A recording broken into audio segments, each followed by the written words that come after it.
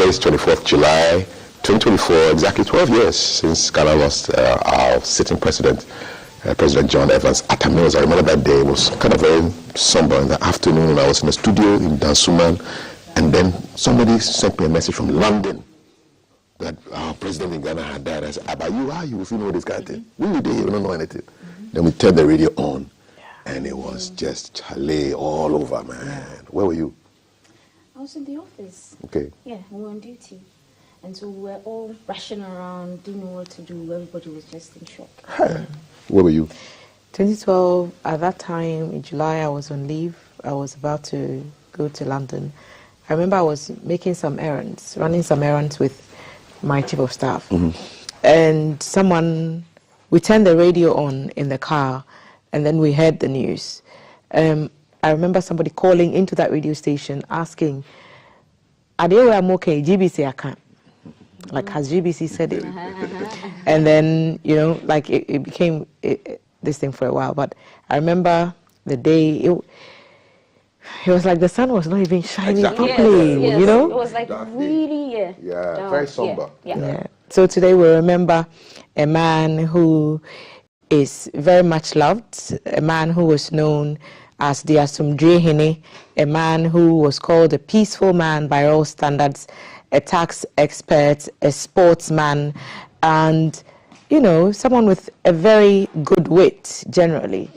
And Ghana remembers one of its most prominent sons who has gone to be with the Lord. So today we send our sincerest, we remember the family in our prayers, and we continue to bear our former president in our thoughts on this day. 12 years on, Atta Mills lives on. A series of activities will be happening today, a wreath-laying ceremony and some other things in his honor.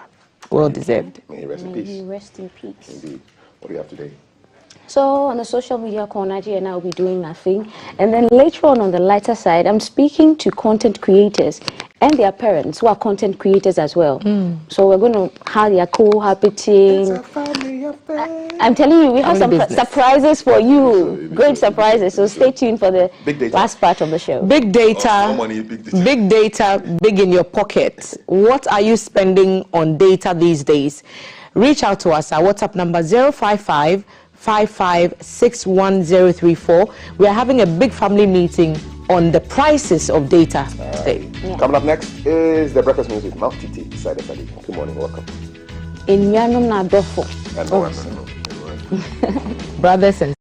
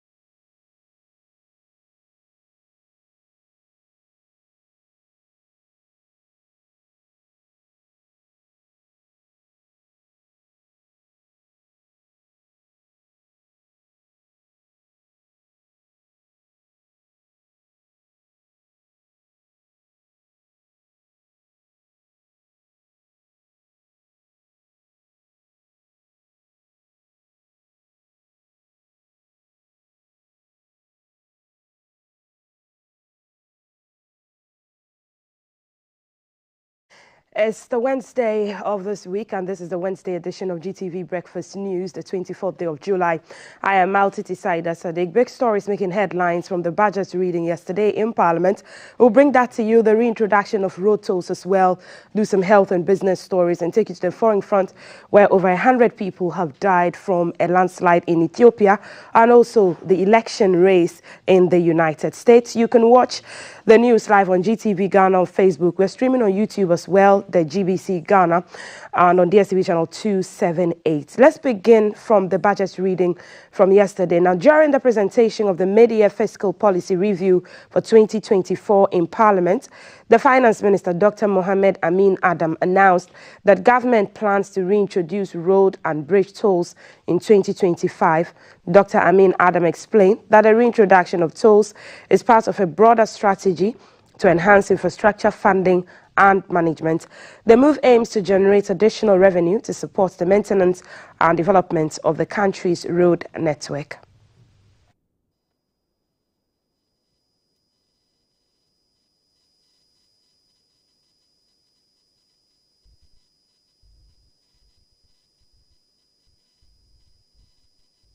Cabinet has also granted approval for the disbursement of an additional 1.5 billion Ghana cedis to provide relief and bailout for those whose funds have been locked up in the fund management companies.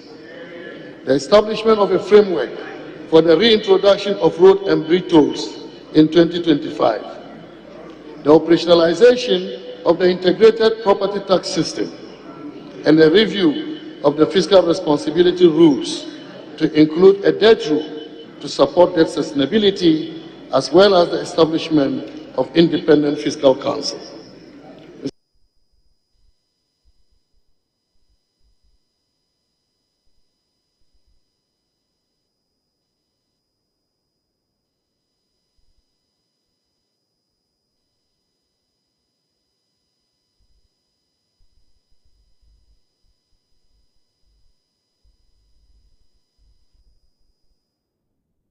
More on the budget's reading. Government has revised economic growth rate upwards to 3.1% from earlier projection of 2.8%. Now, Finance Minister Dr. Amin Adam attributed the revision to the uptick of the GDP growth rate of 4.7%, the completion of the debt restructuring program with Eurobond holders, and inflows from the IMF and the World Bank. Revisions to the macro fiscal targets for 2024 include overall real GDP growth rate revised upwards from 2.8% to 3.1%. Non-oil real GDP growth rate is revised upwards from 2.1% to 2.8%. Growth in GDP deflator scaled down from 20.2% to 17.5%. Nominal overall GDP has been revised from 1.050 billion Ghana cedis, that is 1 trillion Ghana cedis, to 1.020 billion Ghana cedis. Non-oil GDP has been revised from 979 billion Ghana cedis to 977 billion Ghana cedis. End period head inflation remains unchanged at 15%. Primary balance on commitment basis is maintained at a surplus of 0.5%. And gross international reserves, including oil funds and incumbent or pledged assets, to cover no less than 3 months of imports. And more from the budget on road infrastructure development. Dr. Amin said 10 billion cedis have been invested into the road sector from January to June 2024 to enhance transportation, create jobs and spur economic growth across the country. Some of the critical road projects receiving attention include the Ofanko and Sawam corridor, the Flower Pots interchange and Kumasi Highway, among others.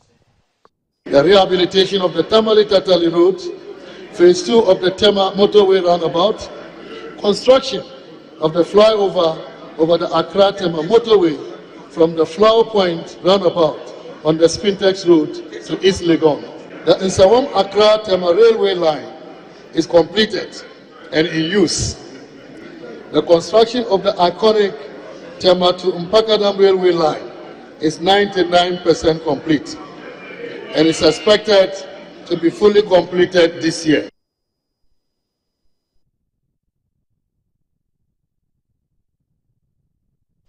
The Kufado's government flagship program, the Free SHS, has received an injection of 1.5 billion cedis from January to June 2024, covering the educational needs of 1.4 million students across the country in the budget.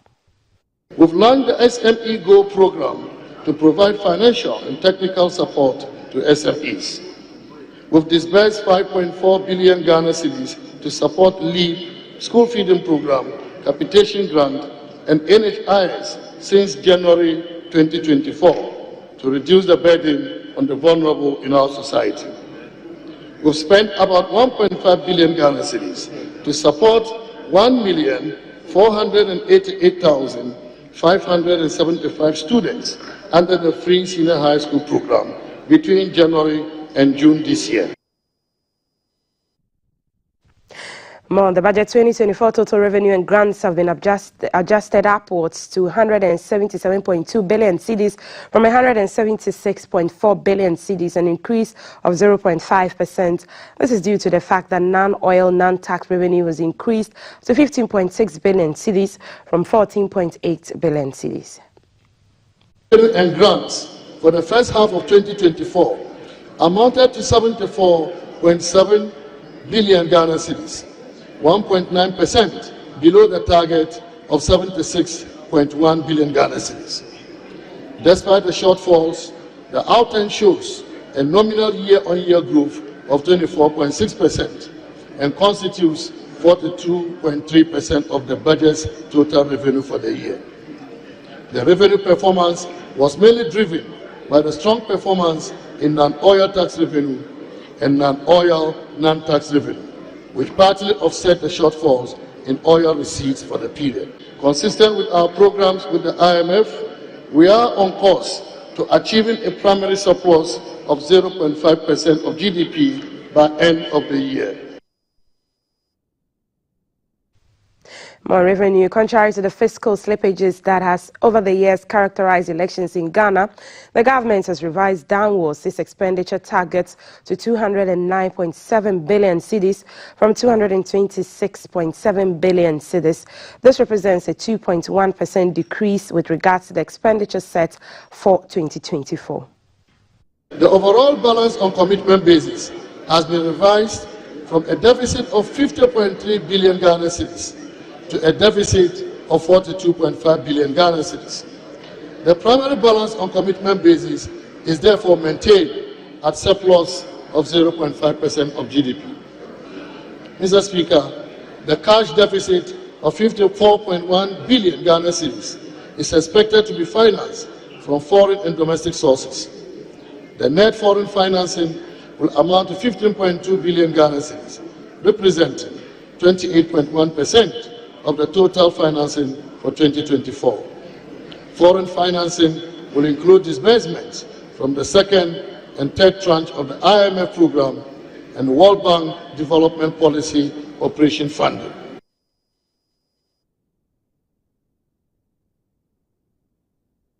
And provisional debt stock as of June stood at 742 billion cedis, equivalent to 70.6% of GDP.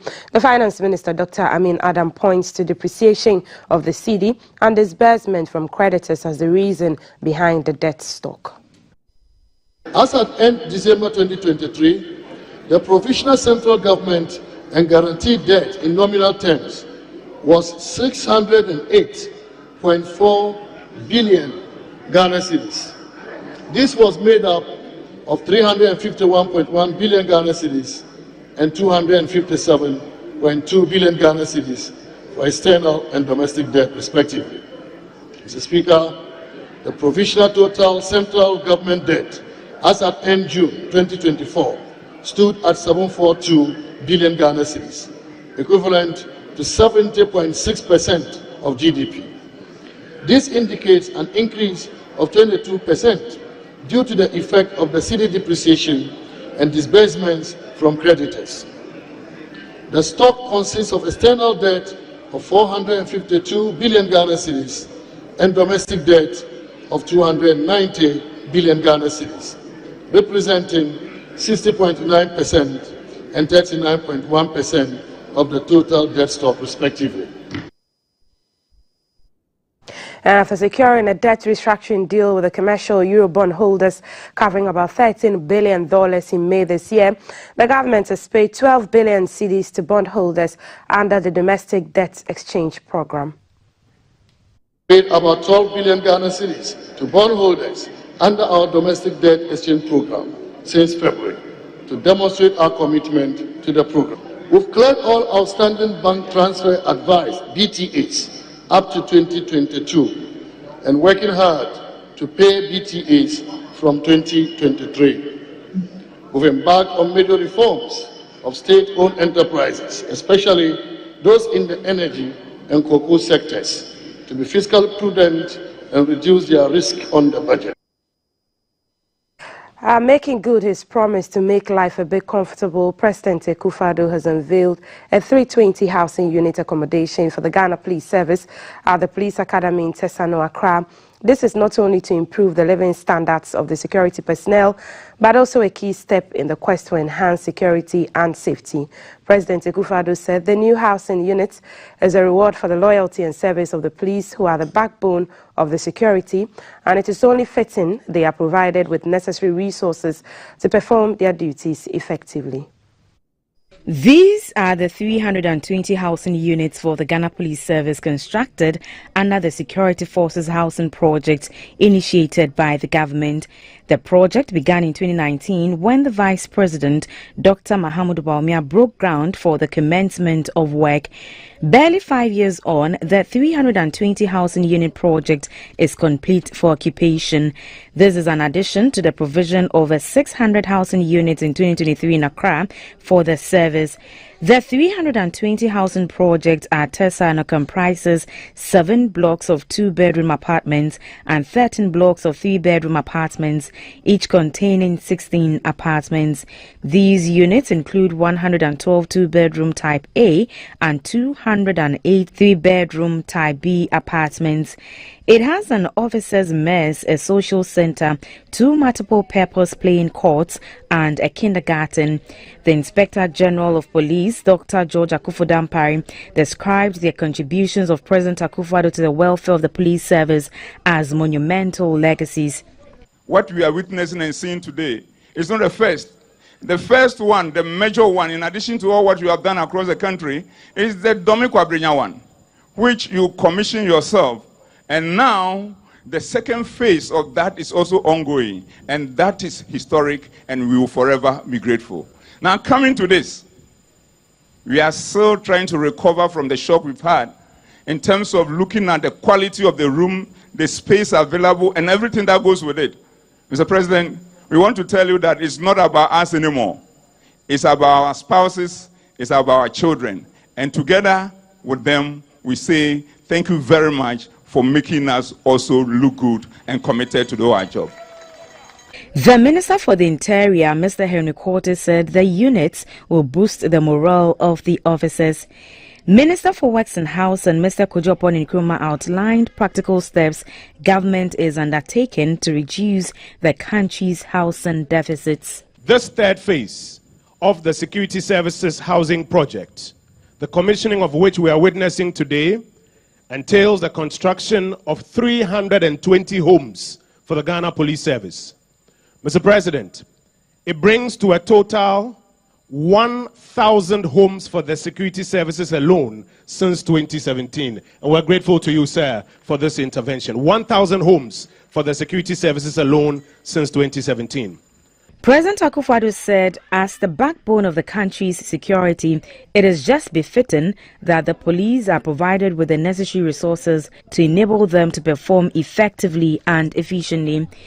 To the officers who will soon call these housing units home, I want to say that this is a reward for your loyalty and service to our nation. You are the backbone of our security, and it is only fitting that you are provided with the necessary resources to perform your duties effectively. These houses are not just buildings. They are a token of our appreciation for the sacrifices you make every day. The president assured that his government will continue to work tirelessly to address the housing needs of all the security services and ensure that they are all well equipped to protect the nation.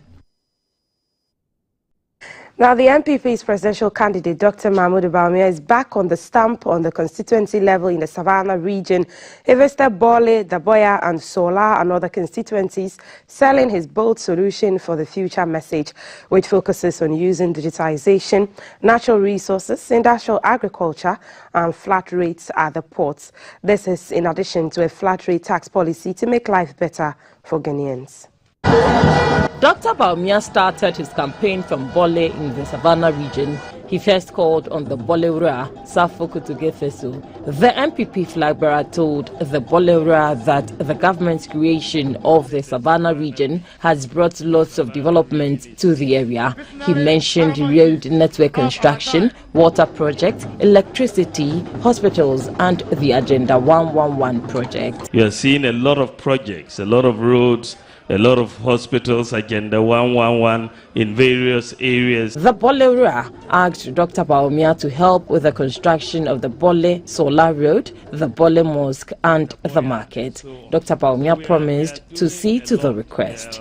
Dr. Bawumia later addressed the Community Youth Connect. To the youth, he promised mechanized agriculture, youth digitization, where 1 million youth will be trained to take advantage of the fourth industrial revolution. He recounted some of the initiatives he has come up with as vice president and what he would do when voted into power as president. The campaign train later made a stop at Daboya. Here, Dr. Bawumia addressed the community on government's development projects, including several bridges to link the various communities in the area. Dr. Bawumia promised that government will absorb the Savannah College of Education. We are building the new Yape Bridge and the new Bupe Bridge. From Daboya, Dr. Bawumia also called on the Solaura Abdullah Mbaso. The Solaura urgently requested for assistance with the construction of the Bole Solawa Road. Dr. Bawumia appealed to the Solaura and his people to support him to assume the high office of the land. He also met with the Kankora sub-chief and his elders at the mini Deba. Dr. Bawumia said he has a vision that will concentrate on agriculture in these areas. From here, Dr. Bawumia paid a courtesy call on the Tunarua. At Sola Tunakalba Youth Connect, Dr. Bawumia spoke about his youth-oriented policies to put 1 million to work through the training on coding and artificial intelligence (AI). Dr. Bawumia later wrapped up day one of his tour. Away from the north, from shifting weather patterns that threaten food production to rising sea levels that increase the risk of tragic flooding, the impacts of climate change are global in scope and abnormal in scale. On this ever-pressing issue, international cooperation and targeted support for vulnerable nations like Ghana remain crucial. For this reason, the government of Germany is partnering the Ghana Broadcasting Corporation to address the impact of climate change. Germany's ambassador to Ghana, Mr. Daniel Kroll, said Ghana must invest in solar energy. He believes the Climate Talks Forum initiative with GBC will enable citizens affected by climate change to make their challenges known to decision makers. From droughts to floods, hunger to disease, climate change is ripening conditions for increased human suffering, violence, displacement, among many others. The climate crisis is of critical concern globally, with its roots traced to increased greenhouse gas emissions, deforestation, and industrial activities. However, its impact varies significantly between developed and developing economies, and for this reason, the government of Germany is supporting farmers with alternative measures of increasing their yields. In an interview with Germany's ambassador to Ghana, Mr. Daniel Kroll, he believes one of the ways that Ghana as a country can fight climate change and its energy needs is investing in solar farming. We are supporting the station in VAR from the Ministry of Agriculture in this regard. He says Ghanaian citizens can become drivers of the process of raising the percentage of renewable energy by mounting solar panels on their roofs. He further explained the partnership with GBC. We are very happy that we have GBC as a partner in what we call the Climate Talks. The idea is to offer the people in Ghana who are affected by climate change a forum to make their problems better known to decision makers. Germany has been a significant contributor to global climate action, extending its support to countries like Ghana. The government of Germany has financed the largest solar power project in Ghana, among many other initiatives. For GBC News, Yaira Lawe reporting. Let's take it to the foreign front now. U.S. Secret Service Director Kim Schuttle has resigned from her position as head of the agency following the assassination attempt on former President Donald Trump. She testified for nearly 6 hours during a contentious House committee hearing on Monday, and lawmakers became increasingly frustrated when she refused to answer questions about the shooting at Trump's campaign rally in Butler, Pennsylvania earlier this month.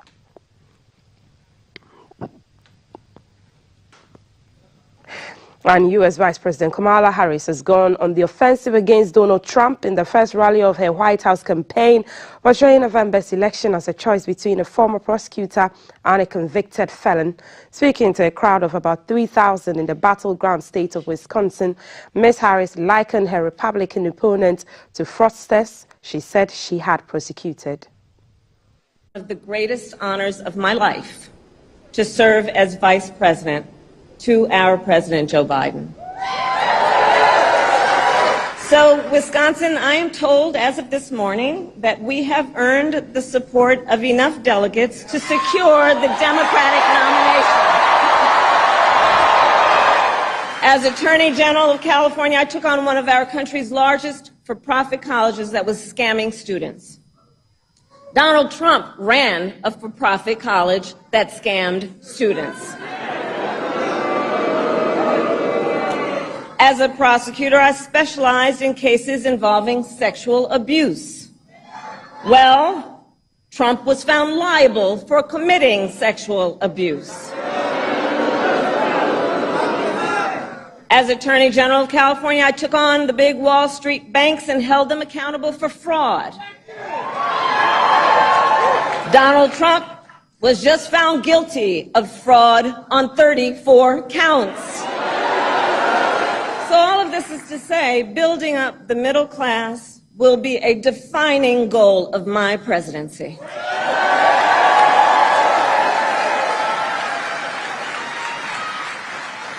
Because here's the thing we all here, Wisconsin, know. When our middle class is strong, America is strong.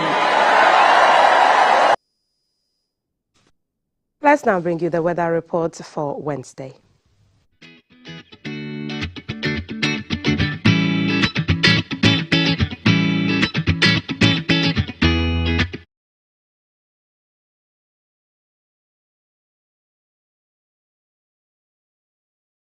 And our favorite meteorologist, Felicity Ahafianyo, joins us over the phone to give us the updates. Good morning, Felicity. Wednesday's weather, how does it look across the country? Good morning, Multity. Thanks so much for reaching out to us. For today, we expect it to be variably cloudy over the entire country with possibility of light rain or drizzle affecting the Greater Accra, Central and Western region. Over northern Ghana, we anticipate some 30% chance of thunderstorms with or without rain. For the afternoon today, we expect the sun to also shine briefly. And then later in the day, that's towards the evening, we expect localized development of rain and thunder over the north, those in the upper east, upper western part of the northern regions. Those in the savannah, we are anticipating them to have evening rain, especially those in the Bono, Ahafo, and then western north. For the fisher folks, the state of the sea is expected to remain rough, so we expect them to take precautions. Thank you so much for those updates. Those in the Bono areas, there's some rain this evening, so do plan your day and your evening well. That's Felicity Ahafianyo, meteorologist with Ghana Meteo Agency. Let's bring you the Lotto numbers, the winning numbers for now on your screen. Coming up are the winning numbers. 23 are the winning numbers. 23, 88, 88, 15, 15. 3, single 3, 53, 53, and 34, 34, 23, 23. Again, the winning numbers are, and they start from 23, 23, 88, 88, 15, 15, 53, 53, 34, 34, And those are the winning numbers for Lotto. I am Altiti Saida Sadek, and today marks the celebration and the remembrance of the late President Prof. Evans Atta Mills. And so there'll be lots more of that on the show, looking at the events that will be unfolding to mark his passing. There's lots more on gbcghanaonline.com for your news updates as well. Up next, we go to our health corner and bring you some health outreach in the north. Stay with us. Live from GBC Studio 1, this is the break.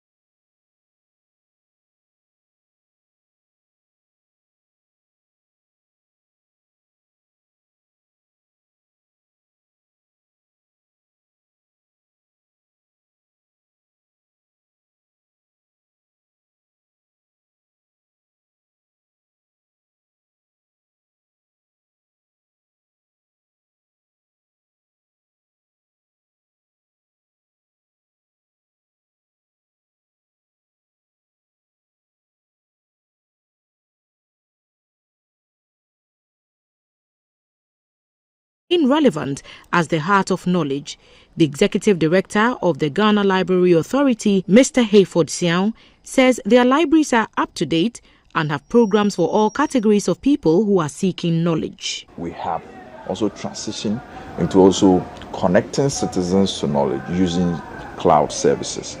And so instead of, say, coming into a brick and mortar environment, we now have the possibility for the Ghanaian citizens to also go on the internet. If you have an Android phone, you can download from the Play Store Ghana Library app. If you are on the iOS, you can download from the App Store the Ghana Library. You can also go on the web, library.gov.gh, and be able to register and have access to the content we have put on. The library spaces also provide for digital literacy services. We have computers in there where some of our staff teach people how to use, computer to whether search for information, search for job, or be taught on how to use some of these new platforms that have come up. The world has gone digital, and the library that is not keeping pace with the changes in science and technology is bound to be stuck.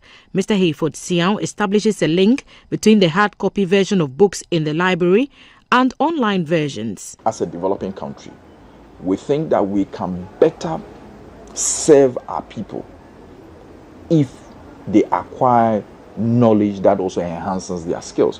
The days of only talking about fiction stories, yes, they've had their place in our development, but now we believe that our young people want to read content that build their skills level, that give them an opportunity to be employable. And that has also been our focus over the last few years. We work with Google and Commonwealth of Learning to be able to link them up to take up courses on Udemy and Coursera, which are massive open online course platforms. People are taking courses in project management, cyber security. For young people, we have a partnership with a private company called NextGen, where we work with them to also undertake robotics. The whole idea is also to build their interest, also to pick up interest or to learn and acquire knowledge, in those subject areas.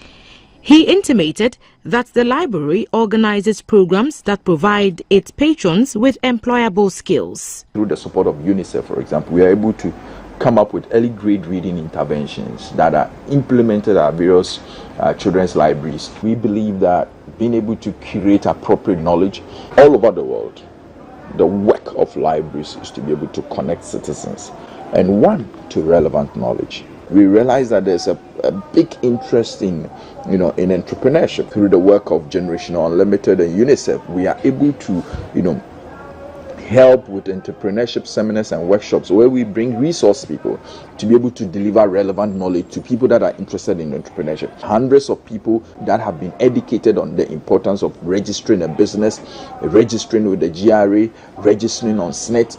It's a reference point for various groups of people. Ernestina Alonyo, a national service personnel, assists clients in the reference section of the library. We mostly assist people who need information. Most people come from the courts to look for an important information or an event that took place that they want to reference to. So we assist them and give them that.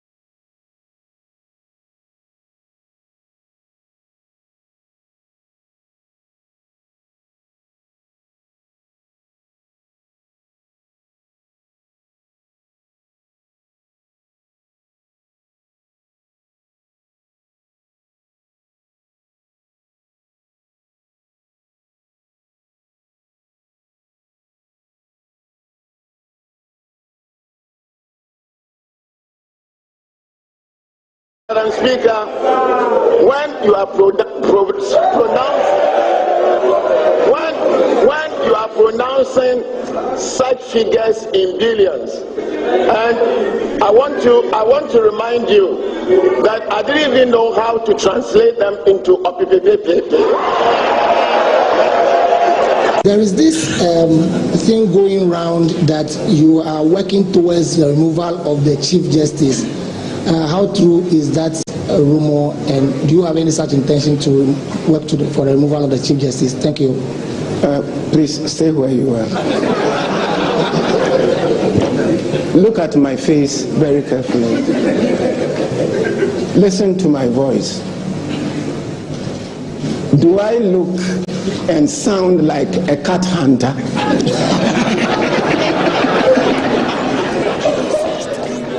This is the Breakfast Show.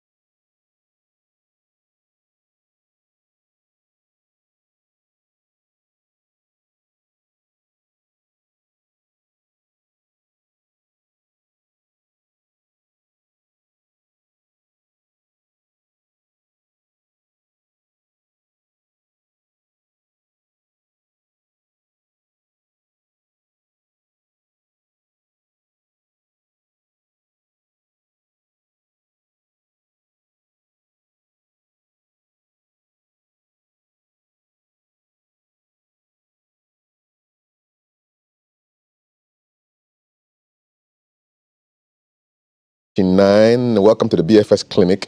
So there's a Go North Medical Outreach, which you should be interested in. And to give us information about that, we have with us my extreme left, Louisa Owusu.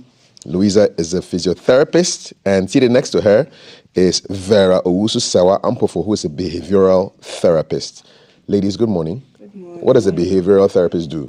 Well, behavioral therapists identify challenges individuals are facing and help them manage these challenges. Okay. They can be related to their social skills, their communication skills, academics, and other aspects of their lives. Okay. Yeah. All right. And what does a physiotherapist do? The physiotherapist diagnoses and manages children with various developmental disorders. Yeah. Okay. So you specialize with children? Yeah, I deal with children. Okay. I also do. Both of you? Yeah. So I'm out of the range. So tell us, what exactly is the Go North Medical Outreach? Who wants to say something about this?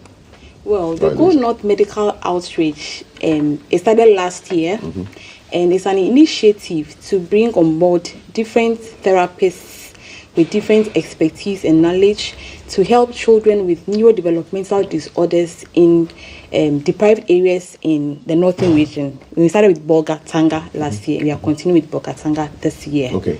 Yeah. What is a neurodevelopmental challenge? Well, they are usually, the nervous system is related to the brain and the spinal cord. Yeah, so it deals with sending signals to the brain. It helps with our communication, movement. Since the brain is like the master of the body, it controls everything in the body. So if somebody is having a neurodevelopmental challenge, it means as the person was developing, growing up, the person had challenges with their nervous systems, everything related to the signals to the brain and other things related to the nervous system. Okay. In your job as a behavioral therapist, what are the most common cases that you see? Well, mostly the autism spectrum. Okay. Yeah, ASD. Right. Autism spectrum disorder. Okay. Mostly that one. All right. Yeah, and a few delayed speech and social communication issues. Okay. Yeah. How about you, as a physiotherapist, Louisa? Majority has to do with cerebral palsy and other impairments which has to do with mobility issues. Okay. Yeah. Okay. It's quite common. Very common. Yeah, very especially common. cerebral palsy. Really? Very common. Okay. Yeah. So you said this outreach began in Bolga. Yeah. Were you part of the team in Bolga Yes, last year? last year, August. Tell us your experience with Bolga. Oh, it was a wonderful experience. We had the opportunity to attend to children, the number being like 250. 250 Yeah, different therapists attended to them, and these children benefited from them. And some interventions were also made in the special school in Bolga Tanga as well. So it was a wonderful experience. Was that your first time in Bolga? Yeah, that was my first time in Bolga. What was it like? Oh, I like the region. I mean, it's cool, peaceful, not like Accra, not congested. No. How about you? No, this year is my first. It's going to be your first time. What are you? So this year, going back to Bolga? Yes. What can you tell her about Bolga that she should know? I mean, the people are very hospitable. The place is cool, very serene, and you enjoy their meals too. I look forward to guinea fowls. Yeah, you want some guinea fowls? Yeah, bring some when you come back. So how do you locate the people who need your help? I mean, you were there last year. How did you find the people who needed your help for this particular Go North project? The host, in collaboration with some people in the region, they did sensitization through radio programs. And then the chiefs also made announcements to the various communities. So they came. Some came even from outside Bolga. Really? Yeah, different. Some from Tamale. Okay. Some from Sandema and other places. Okay. Yes. So they send the information around, and they do it in the local dialect. So the people are aware way before we come. Yes. Okay. Yeah. All right. It sounds like it's going to be quite exciting. Very exciting. And you dealt with, you covered 250 young. Yeah, 250 children benefited from this program last year. Okay. But this year we hope to get more numbers. Yes. Okay. Yeah. So looking at, because you were there, I'll focus on you a little bit more. So of the 250 children that you saw, what were the common conditions that you had to deal with? The common condition had to do with speech impairments, behavioral disorders, cerebral palsy, Yes, those were basically most of them, and some visual impairment as well as auditory impairment as well. Okay. Yeah. So children who had problems with hearing stuff. Yes, with speech. singing. Yeah. Yes. And cerebral palsy, I mean, describe that to somebody who doesn't know what it's all about. Cerebral palsy basically has to do with movement and posture, and this is an injury that occurred to the developing brain. So that child may not be able to function typically like other children when it comes to movement. So you have delay in their movement especially, and some has to also do with delay in other areas like speech as well. Okay. Yeah. What were some of the challenges that you had, you experienced with the Go North project last year? I experienced last year the therapists were not that many because it was the maiden outreach we're having. So how many therapists were you? We're basically like 6 therapists. Okay. It has to do with speech, behavioral, and then the physical therapy. Okay. Yes. But and then the numbers were huge. So looking at the few therapists that went, we had to it was quite tough. But we managed to attend to everyone. Yeah. Did you do everything in a day? Or yes. Okay. We had a radio discussion. We had symposium, and then we had a training session, a therapy session for the children, one-on-one. Okay. So we had a medical team who will diagnose and assess them and then recommend the various therapy centers to them. So whoever needs speech will then go to the speech therapist. Whoever needs to see the physical therapist will come to the physical therapist. But everybody was attended to. Okay. You mentioned training. So what was the training and who were you training? We were training the mothers on sometimes how to use locally based materials to do certain assistive devices to help their children. Okay. Yes. I'm interested in that. Well, so give me an example. What if you say locally available? So like for my session like this, for children who require something to assist them to be able to bear weight on their lower limbs or to stand against even a support, I taught them how to use PVC pipes. Bandage, because that's easily available. Yeah. Yes. The ones we use for water. Yes, yes. I taught them how to use that to assist their children. Okay. Yes. And that's quite creative. Yes. What was the response of the mothers to the they were very impressed. They were very impressed and they were enlightened because they didn't know some of these basic things can help their children in other ways. Yes. Because some of these devices, they are not able to get it because they are living in deprived areas. Yes. So. Any good news stories? I mean, which of the cases that you had you handled really made you happy and smile? That you felt that, oh wow, as a physiotherapist, I've helped somebody. Oh, one case that I handled when I taught the father what to do for the child and use sandbags to also support the child. I mean, the man was so impressed because he got the concept that if he should do this over a period of time, he's going to see some improvement in his child. Okay, sandbags. Yes. Wow. Very creative. Yeah, I'm sure Vera is looking at you and thinking, wow, I want to be part of this experience. Oh, you would love to be part. Yeah.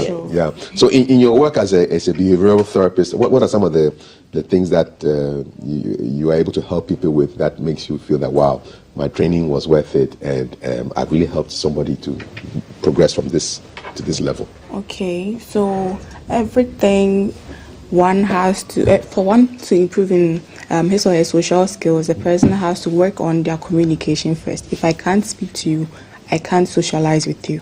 So I've worked with people on their communications and they've been so good, very expressive and everything. That's made me very proud. I think I had one child who got so expressive that when she is sad and about to cry, she tells you, I'm sad, I'm crying. That's all. Express your emotions. Describe your emotions. Yes. For you, what is, when you say pediatric care and child, what is the cutoff point? Oh. In terms of age? In terms of age, I think we've been seeing people who are about 15 years. Okay. Yeah. All right. So I think for the ones I've seen there, the oldest I've seen at the clinic, it's 15 years. But I think they see sometimes most older, I think up to 18 or 17. What's the age of your youngest client or patient? My youngest is 2 years, just turned 2. Okay. And the oldest is 7.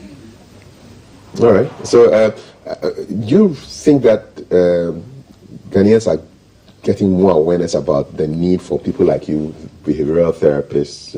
Because I know we are fighting a lot of stigma and even spiritual connotations. Yeah. They think things are spiritual. You get that a lot in your... So what are some of the crazy spiritual things you've heard?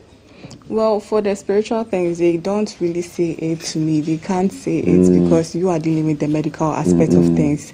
So they wouldn't want to really say it out. But you get the feeling that people think that these things are happening. Yes. How do you deal with things like that? Well, for those who express it, we start from the beginning of everything, how their child is, the condition, and sometimes they feel like it is their fault. They blame themselves for it. Okay. So we start from there, letting them be more aware of the child's condition, letting them know it is not their fault. That's how the child came. And the child isn't bad. The child just have a different way of viewing the world. Yeah. So to add to what she's saying, in Accra here or down here in the south, there is much sensitization and awareness going on as compared to the northern region. And there's so much stigmatization out there, and people believe that some of these children deserve to die because they will amount to nothing, or probably this witchcraft thing you're talking about. So there is less sensitization and awareness up there in the north. That's why we are embarking on this outreach as compared to Accra. All right. And it's all about, and that's how come it's called Go North Medical Outreach. So we are trying to explore or find more information about a neurodevelopmental outreach program, which is presented by the Medic Smile Hub Foundation in collaboration with Mission Pediatrics. And so this outreach, as you may have heard earlier, if you're listening carefully to Louisa and Vera, it features a multidisciplinary team. And what they are dedicated to doing is having impacts on individuals. So this is year 2. Last year was the first year, and they went off to Bolga, and Louisa was making Vera jealous about her experience in Bolga. So in the studio this morning, I have with me Vera Owusu Sewa Ampofo, who is a behavioral therapist, as well as Louisa Owusu, who is a physiotherapist, and joining us also is the host of the Go North Medical Outreach, who we'll be hearing from pretty soon. Professor Mamudu A. Akurugu is the host of Go North Medical Outreach. Professor, good morning and welcome to GTV Breakfast. Good morning, and good morning to your viewers. Okay, so why Go North? I want to hear from you. Yeah, thank you. What's the big idea behind the Go North Medical Outreach? Yeah, the big idea is that the whole of the North lack the necessary experts in managing and handling neurodevelopmental issues.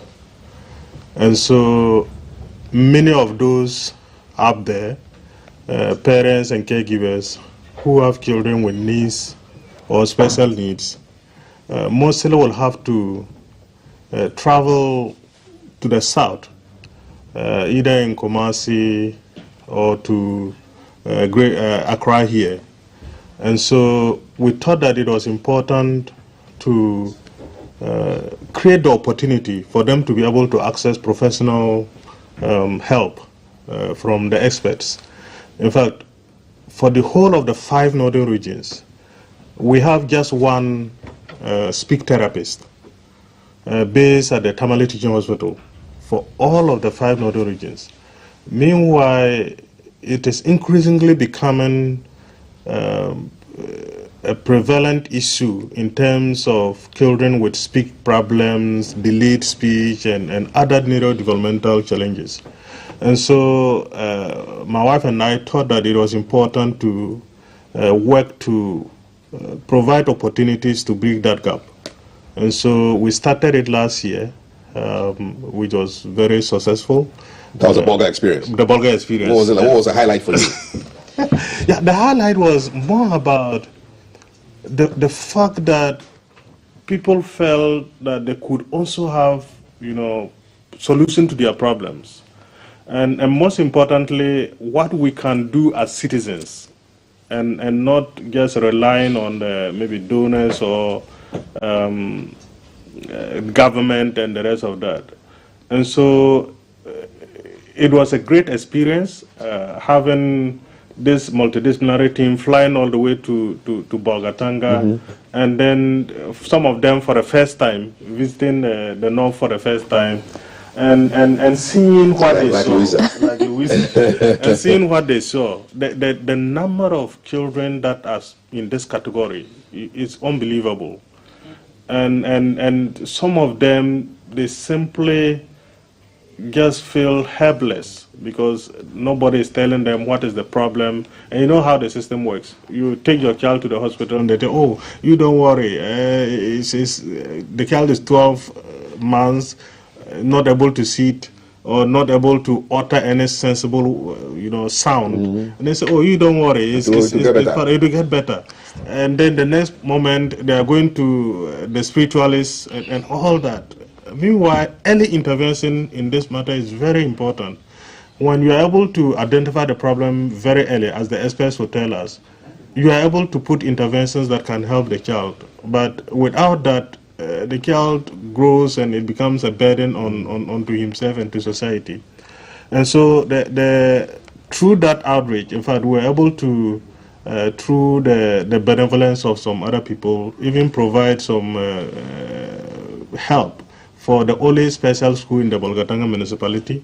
Wow. We provided, I think, a polytank, provided toilet facilities with modern water closet and all that, and also at least help them to put the classroom in a more friendly, way. That so the refurbishment of the classroom and all that. So it was a great experience for us, and I couldn't believe myself the number of children that and parents who came for that. And even after the program, we keep getting calls about monitoring progress of some of the children and then how they are doing and all that. And that's why you're going back this year. We are going back. What are the dates for you? How can people support your initiative? Yeah, for this year we are starting on the 31st. Of July. Okay. And to the 2nd of August. So a week from this time, you are heading back to Boga? We are in Boga. Exactly. Boga 2.0. Yes, we're in Boga. All right. So you're starting 31st all the way to? All the way to 2nd. How can people support? Yes, people can support through either mobile donation or bank transfer or even any equipment or any material that you have. If you have toys for children, you have any aids that can support these children, we are happy to collect them and then to send it to the children. So what are the details? Bank details? Yeah, the bank details, quickly, the Momo, just a minute, sorry. The bank is Zenef Bank, Liana Therapy Center, LBG, bank account 611 011656. Okay. And the Momo number is 059 8969316. Awesome. Yeah, so these are the numbers you can get us. And then for those who would want to register, registration is still in process or in progress. Is you contact 05043 3229 or 024193 4242. Okay. So these are the contacts you can reach us to register. All right. It's a real pleasure. We wish you the best. Thank you so much. Next week by this time, send us videos. Okay. Yes, of all the stuff that you're doing. Excellent. And hopefully we can meet and talk to you about the next step of this Go North medical outreach. So, thank you so much. You'll be listening to Professor Mamudu A. Akudugu, who is the host of the Go North medical outreach. And to his left is Louisa Owusu, who's a physiotherapist. And to his right is Vera Owusu Sewa Ampofo, who's a behavioral therapist. They're getting back to Boga to take care of this Go North medical outreach, and we wish them nothing but the very best. You know how to support them. They gave you the details right there. And if you missed it, go to our Facebook page, GTV Ghana, and the whole conversation is right there. My name is Kafui Day. Our WhatsApp number is 055-556-1034. There are conversations on expensive data. You load your data and the thing is gone, as if it was taken away by some wizard. You know, you don't really understand. So we're going to be having a conversation on that. We'll be looking at content creators, family affair issues, and we'll be also throwing back to the good professor, former President John Evans Atta Fifi Mills, who passed away on this day 12 years ago. He would have been 80 had he been alive. We give God the glory, and we thank God for his life. So we'll be throwing back to that in a short while. You stick around. This is GTV Breakfast.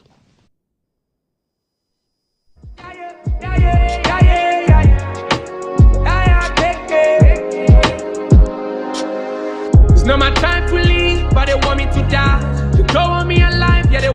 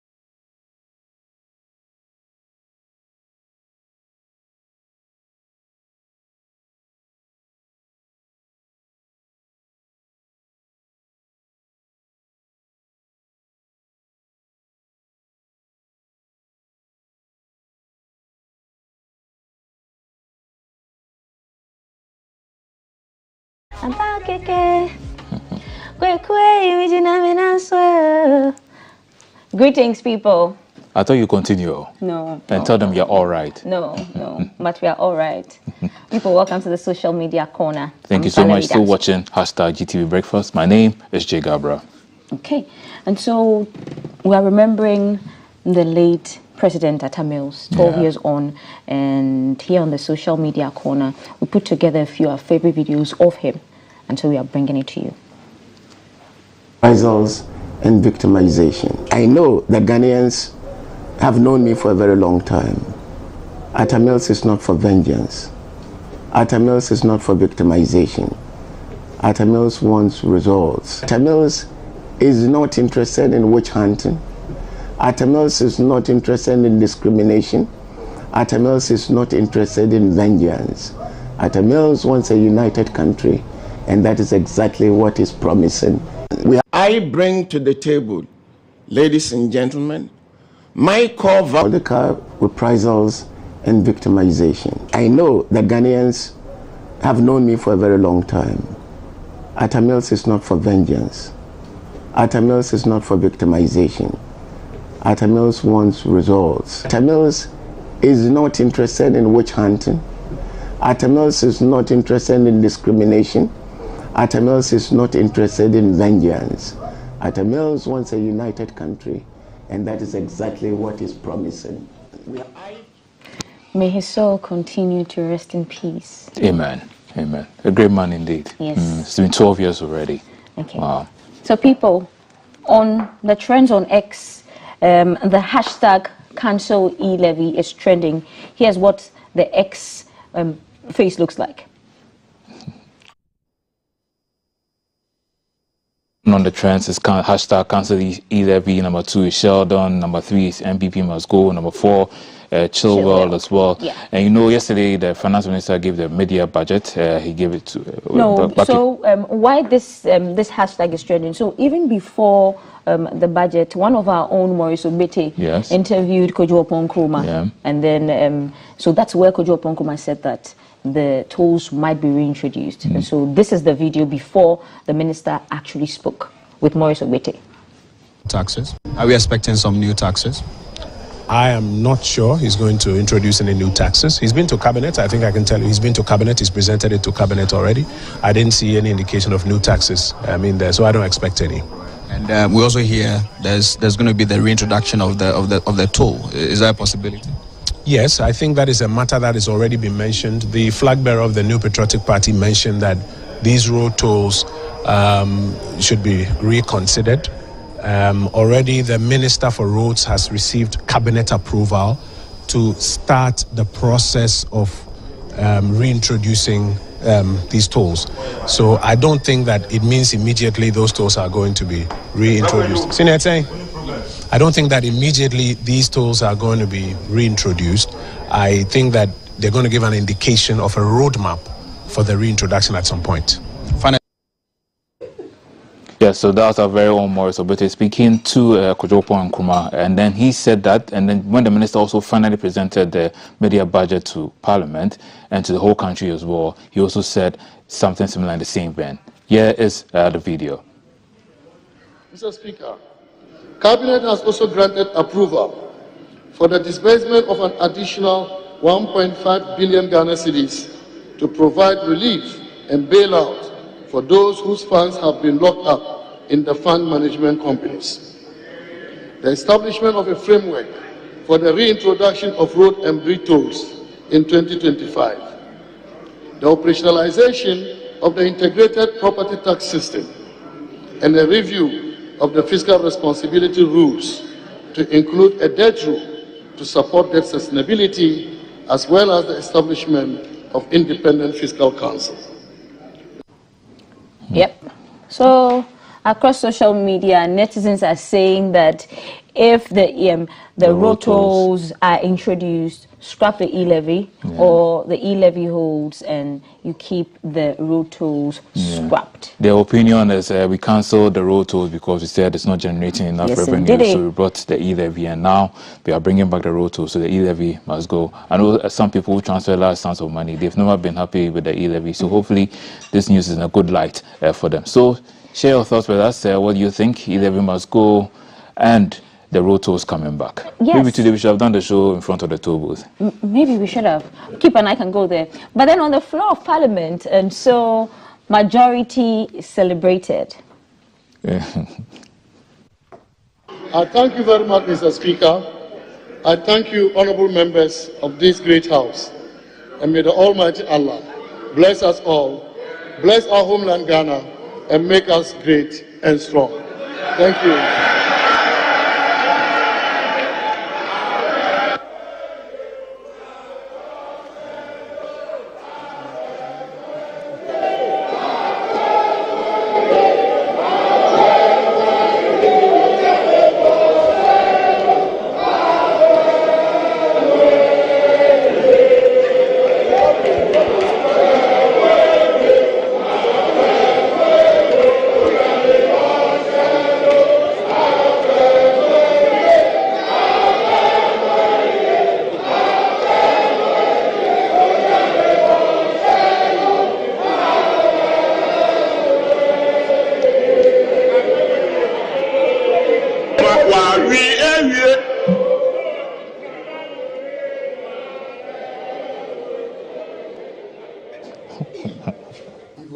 So the majority celebrating, singing their own song. Bombastic side idea. And then a voice comes in at the end, and the speaker is looking like.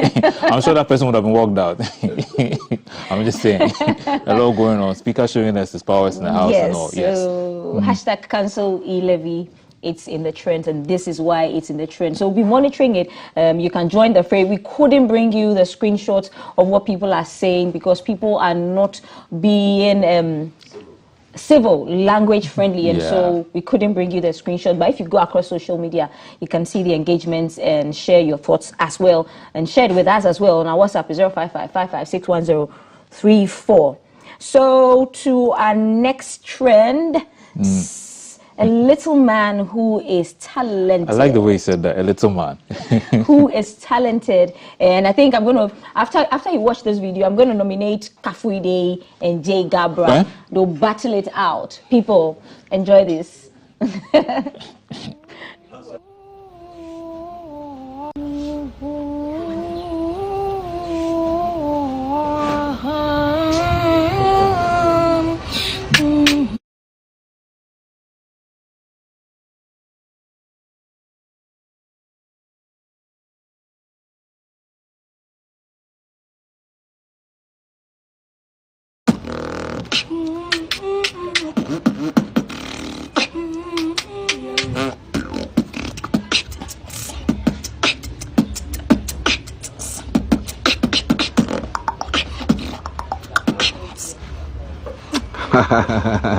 La nouvelle pépite, mon propre petit, à 100 doigts, like chebe chebe, voilà.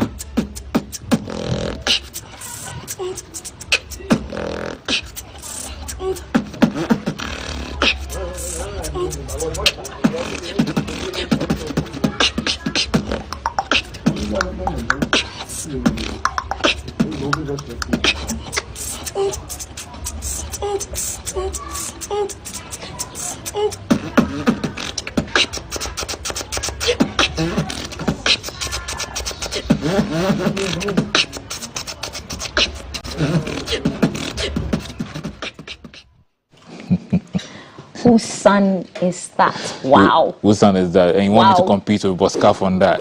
Listen, we are going to do it and then share it across our socials. King Kaf and Jay will do this. Kaf say good one. So you too. Oh yes, Kaf says you'll do it. I haven't said anything. They dance with music, no I can be a backing vocalist, you know. I don't know. We are wondering what that means. Anyway, let's move on to the next trend. Now, this one is, how should I term it? It's the audacity of this lady's confidence. She comes out in the way she's speaking. Even me, I fell for it. You want to know what I'm talking about? Watch this video. I have a master's degree and bachelor's degree in geography. I've been studying country flags for about 5 years now, so I'm pretty confident that I know all the flags of all the countries and islands in the world. And also, I know how to draw like 50% of all the world maps. So I'm going to be playing the country game to test my knowledge.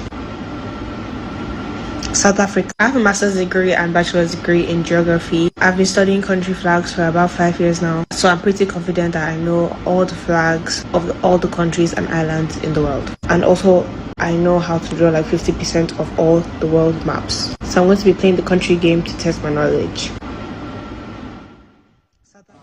South Africa, indeed. South Africa. Where did she study the geography? Like the audacity. The audacity. You know when you watch it, like pressure, Charlie, and be wondering, what did you do in class? Why do you not know all of this? And what are you doing with your life? Yeah. I like we don't have your handle. I will find you. Shout out to you, though. The handle. Shout out to you. Honest giant. How can you be honest with this? But we are loving your vibe, bro. We are you know loving what she sounds like a LinkedIn resume. You know when you go on LinkedIn and you look at your CV, you're like, hey. The way people have stacked the deck, and you're like, hey, all these things they do, and be wondering what your position is. You've noticed that thing, right? Yes, it's like the resume, the expectations on LinkedIn. Oh my goodness! Yeah, so that's what she just did to us. Now. So our next trend is just going to blow your mind and make your Wednesday terrific. So how do you say blow your mind in Tree? People, so you know what, let me help you say it in Ghana rather. What's the phrase again? Blow your mind. Okay. So Shadowali's voice. So there's a man on social media who started this trend. Yeah. So words in Tree teach you how to pronounce words in Tree, and then you know how people are on social media. People started asking me, okay, so what's the English name for yada yada? What's the English name for the yada?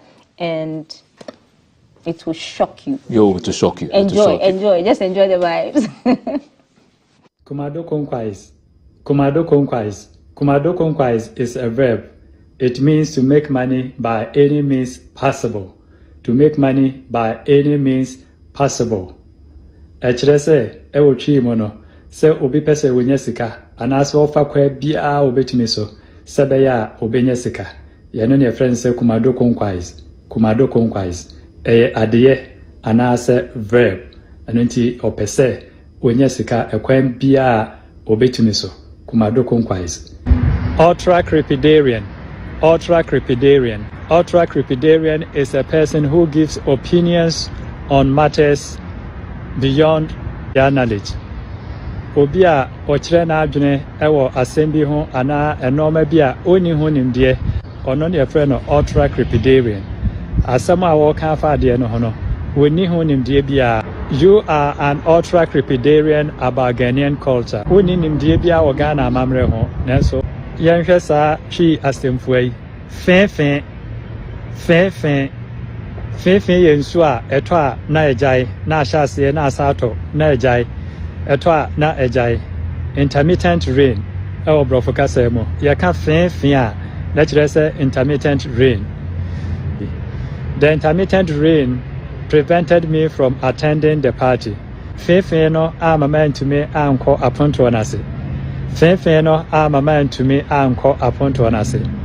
The intermittent rain prevented me from attending the party. Medase, bye-bye. Chikasa at Chikasa for more vocabulary. No, after the we shall have gone for weather updates. Call Felicity and said, "What's up with the weather today?" Any is happening. Oh wow, nice. On Sunday, I think. To me, I'm quite sorry. Sunday. Intermittent rain. People, this is how we sign out in the social media corner. Know your vocabulary. Word of the day. And the actual word, so the actual word. Don't think he's playing. No, he's not playing. The actual word. He's teaching us. Yes, he's actually teaching us. So word for the day for me is fefe, meaning intermittent rain. Okay, so let's go for sports.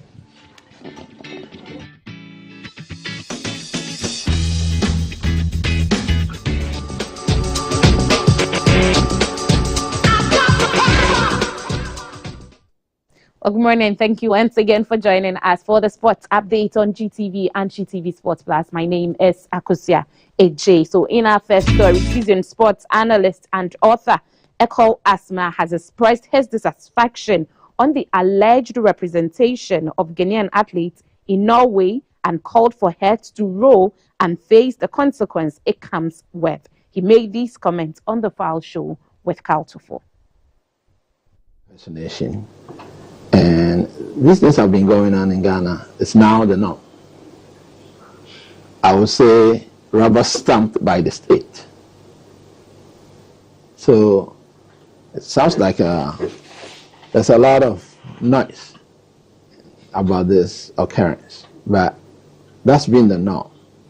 There's a little bit of hypocrisy I see in all of this, because remember last time we were talking about the 2018 incident, and it's bad enough for any citizen to do it, but it's the worst case scenario when you have media involved, either as direct culprits or facilitating it, without any consequence. That's the part about it. We are all products of our environment, as you know.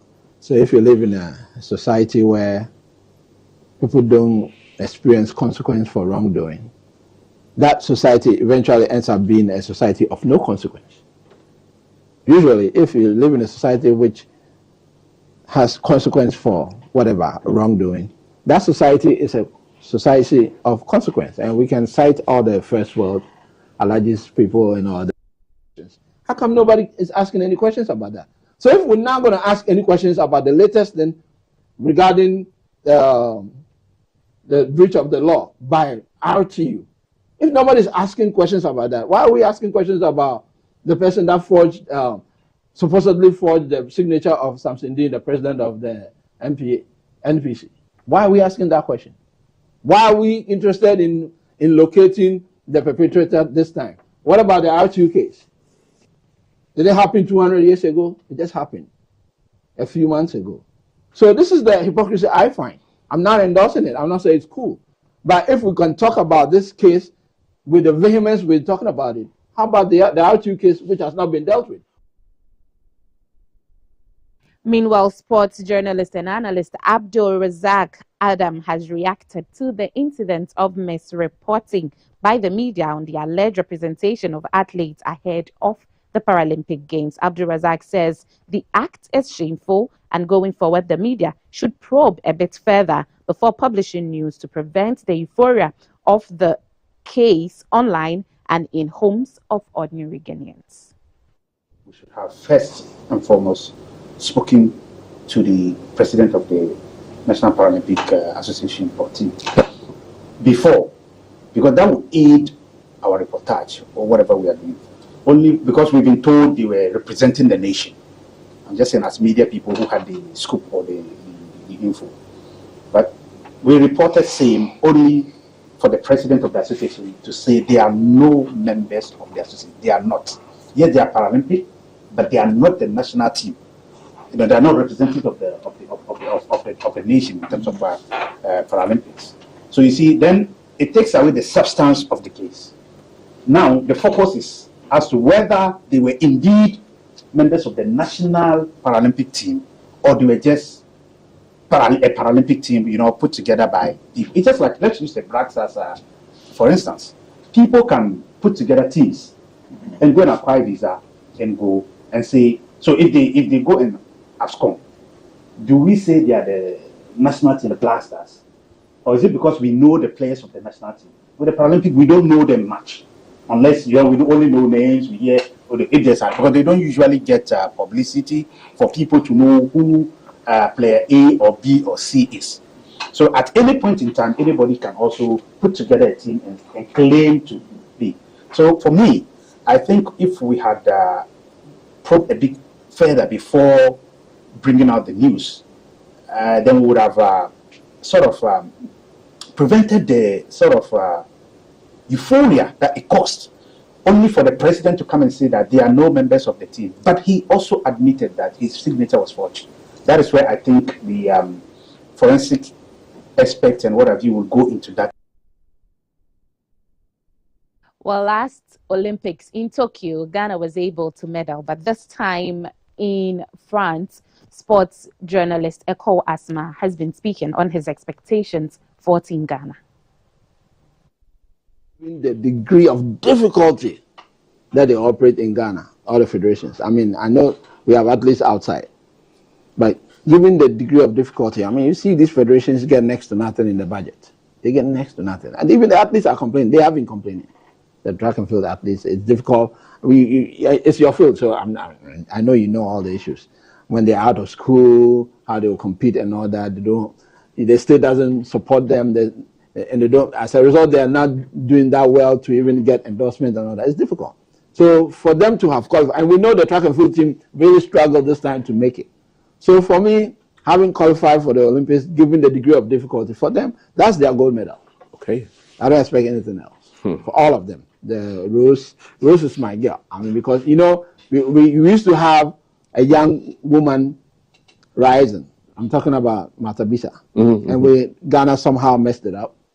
Now we have another one. We ought to take better care of this woman, make sure that whatever state can provide is done, and then at federation level and the parents and all that. So for years to come, because she just started, so we can get her around for at least the next 2 Olympics. But otherwise, already for me, they are already end there. Well, now to football, as the Black Princess head coach Yusuf Basigi and selected players were available for media briefing at the media center of the Cape Coast Stadium as part of build-up to the FIFA U20 Women's World Cup, which will be staged in Colombia. The head coach spoke on various issues regarding preparation, pre-tournament friendlies, and the final squad as Ghana built up to its 7th consecutive FIFA U20 Women's World Cup. Thank the Ghana Football Association and the ministries for bringing us to Cape Coast, because renovation is ongoing at Pram Pram, and they didn't waste time by bringing us here. The facility here is also good for us because we are going to play on the natural turf. So I think that it's helping us a lot, and the girls are also responding to training, which of course is quite impressive. Coach, as an experienced coach, you go to the World Cup with the team under 23, under 20. You were eliminated at the group stages. This time around, you're going for the same competition. What are you doing different to avoid that fate? I know this question will come. Yes, in my case, I'll say that it was unfortunate the time that we went for the World Cup, 2018. That was the time of the expose, normalization, so things were not normalized as we went there. But I wouldn't say that it's an excuse though. This time round, we are motivated to go again and make a mark, because we are all looking forward to breaking that jinx. So we've made the girls aware, just as we, the technical staff, are also aware. So we don't need anybody to task us to do that job. We know how difficult it is. It's not by saying that it's a very Herculean task, but we'll do all that we can to go beyond the group stage before we think of any other. Well, still on football, but this time on the foreign front, the Premier League and the Professional Footballers Association, the PFA, are suing FIFA alongside other European domestic leagues and unions over what they allege as abuse of dominant position by FIFA. Being played during the European season, both of which have been forced by the expansion of international competitions. Well, a joint statement by European leagues and FIFPro Europe said this: the international match calendar is now beyond saturation and has become unsustainable for national leagues and a risk for the health of players. FIFA's decisions over the last years have repeatedly favoured own competitions and commercial interests, neglected its responsibility as a governing body, and harmed the economic interests of national leagues and the welfare of players.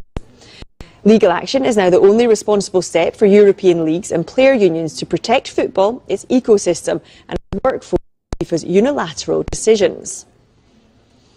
Well, in response, FIFA have released this statement. They say the current calendar was unanimously approved by the FIFA Council, which is composed of representatives from all continents, including Europe, following a comprehensive and inclusive consultation which included FIFPro and league bodies.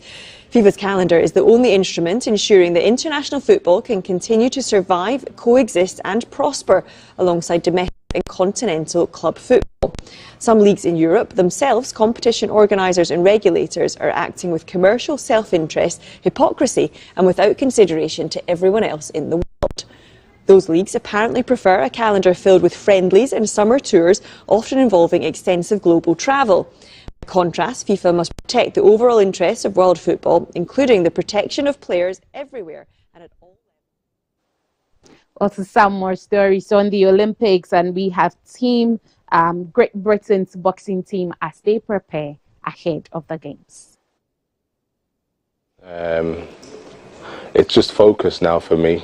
It's just making sure that I remember why I'm doing what I'm doing, because this is where it gets really real, and I'm making sure that I do everything exactly how it's planned, but in terms of my training, when I'm going to sleep, all these things, they're so important now, so I'm taking everything 100% very seriously. And to be honest with you, the Team GB, they're looking after us, and they know exactly what we need in order to perform at our highest level. So I'm just making sure, it's quite simple really, just adhere to everything that I need to. The coaches have been here many, many years, they've done many cycles, they've got many super heavyweights to the top of that podium. So I put my full trust in them, and I just listen to everything they say, and that's the sort of the journey I'm on at the moment. I really am ready to go. I can't wait now. Even just because it's in Paris and stuff, it's like it being at home. I've got loads of my family and friends coming over to watch me, so I can't wait to just see them in the crowd and just put on a really good performance. Because it's in Paris and stuff, it's like it being at home. I've got loads of my family and friends coming over to watch me. Saw her leave boxing for 6 years and start a new career in wealth management. She's now returned to the sport after doctors reassessed her injury. I was boxing at an international level as a junior and youth, and then from that I went to China for the World Championships as a youth for 4 weeks. I think it was pretty much just intense training at a young age, caused degenerative disc disease. I had quite a few special championships as a youth for 4 weeks. I think it was pretty much just intense training at a young age, caused degenerative disc disease. I had quite a few specialists have a look at you know, examine the area, and they just advised me not to box again, and you know, if I'd go to Olympics I'd end up in a wheelchair. There was all sorts of comments made, so I appreciate the doctors, you know, looking out for my health, but yeah, my body is fully healed, and I've qualified for the Olympics 6 years later, so yeah, amazing. I'm just over the moon. I'm so grateful that I'm here, and yeah, that hard work is paying off.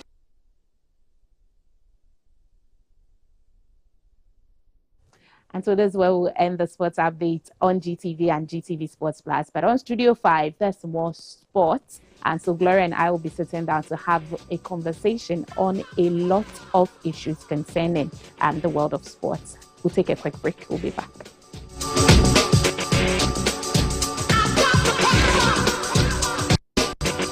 Live from GBC Studio 1, this is the Breakfast Show. Prophecy time. Abraham and Sarah, Mubanya twins. Go and buy jackets. We are going to Canada. The best our board, Master. What the card do? Go to do. Born a wow. Oh, you need because of my mepa. Business is bread, school fees, chop money. Funeral bills, suppliers, in-laws, side chicks. Oh, yes, I book. Oh, how many spiritual? For bills. Bills micro credit. This is why. Bills micro credit. From Mambabwa. Ati. Kwanako from. Next. Everyone is running to Bills. Enjoy the peace of mind that comes with acquiring any of our loan facilities. For whoever you are and whatever you're doing, Bills has a product for you. No susu, no deposits. All you need is your Ghana card. Bills, financing your needs. Hello, Bills. Fie je o man keka wa ba hodi a tua no betumo mo ba ye mahu san keka wa na stain bi kura e wo fom ha so mahu hwehwam nimia me so aka be ma mo at buying 20 disinfectant, buying stain remover and so ha ye wo buying liquid soap, buying zone power bleach and de keka ka ho bebre wo se fie mu hospitals, schools, canteens, warehouse, factories and no bia e wo 4883 and 0541 80 80 96. FDRG Ejidin Krato Yatu.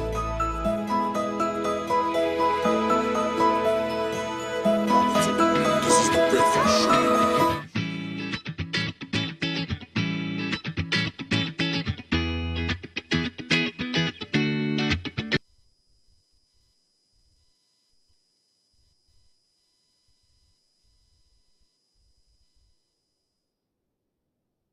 Hello, 7:32. You're watching GTV Breakfast. Welcome. It's 24th July, 2024.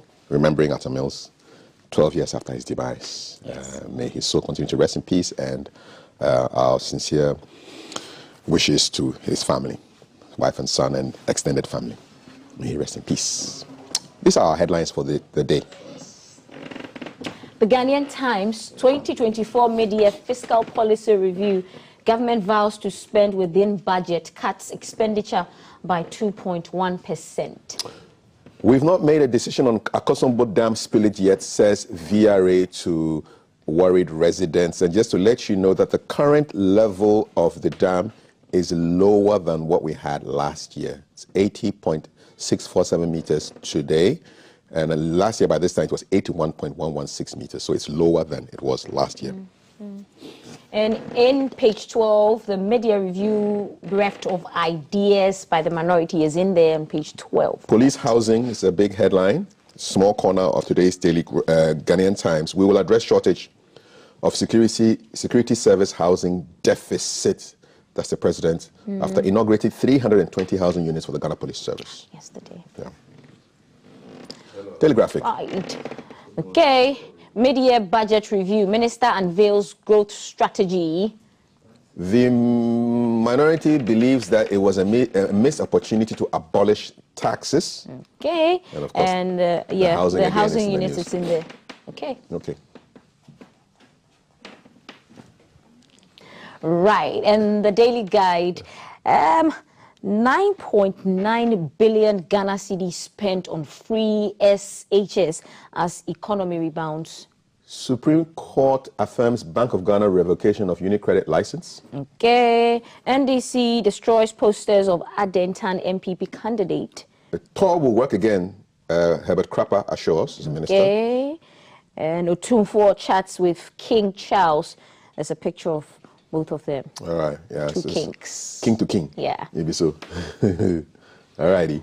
The Dispatch. The MPP government has spent 9.9 billion Ghana cedis on 5.7 million students since free SHS started in 2017. Finance Minister is saying this. Okay, more on the new Budget houses. review. IGP is quite happy with that. Yeah, those are your headlines, really. If you see something, say something. Okay, that's a Daily Dispatch. 999. Righty. Chronicle. Budget review matters. Finance Minister tells Parliament, we are living within our means. No need for supplementary funds. I think Mr. Ofrata took away his bag. So the new minister brought a new black bag. It should have been a ministry bag. The bag should have just been there. Whoever comes just inherited it. But he took away his bag. From white to Fugu, and that's it right there. Fiti says, Fiti family denies allegations of fraud against former MP. Okay, all right. And the story on the new houses for the police is still here. So MCE others Lord Bright SHS for academic excellence. Proverbs 21:20. How do you say proverb in Ghana? In Ever it's lododo. I know you. Abu abe. Yes. Yes. The best food and olive oil are stored up in the houses of wise people, but a foolish man eats up everything he has. Yes. Thank indeed. you. Amen. Yeah. Maybe that's why my mother was telling me that when I go to my mother-in-law's house, I shouldn't eat everything on the plate. Leave some. She was being wise. Wise yes. Because a foolish man eats everything he has. Wise woman. Yeah, he keeps some. Mommy, rest in peace. You were too much. All right. The new finder. Okay, 30 billion Ghana cedi dispersed in 6 months. Growth revised up to 3.1% from 2.8%. World Bank highlights Ghana's economic progress amid challenges. Right.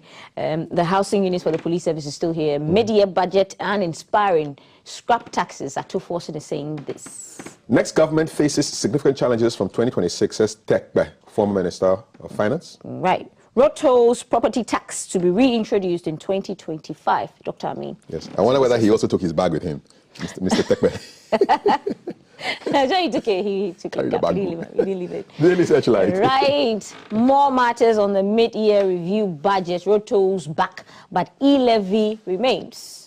Yep. Government to tax all properties mid-year review budget says so. About time. Okay. Stay away from state lands. Minister is warning everyone. SDA youth are chasing their leadership over voting rights because if you're an SDA person, Seventh-day Adventist, you cannot vote on a Saturday, which is the Sabbath. Yeah. Money spent on free SHS since 2017, 9.9 billion. Yeah. Right. Okay, good. Okay, the daily analysis. Okay, more budget review matters. Economic recovery fast and strong. Finance Minister told Parliament yesterday. Exchange rate stabilized despite recent pressure, says the Finance Minister. Abolish e-levy and COVID-19 levy. Atuforce tells government. Credit facility to buy phones feasible, says Mr. Abuaji to the NDC. Exchange rate stabilized despite recent pressure. And the more free SHS funding numbers, 9.9 billion. Okay. So you are off. Yes, indeed. And the next time you come back, I'm going to be talking to content creators. Yes. We have surprises. You'll be surprised, people. Yes. You will be. Yes.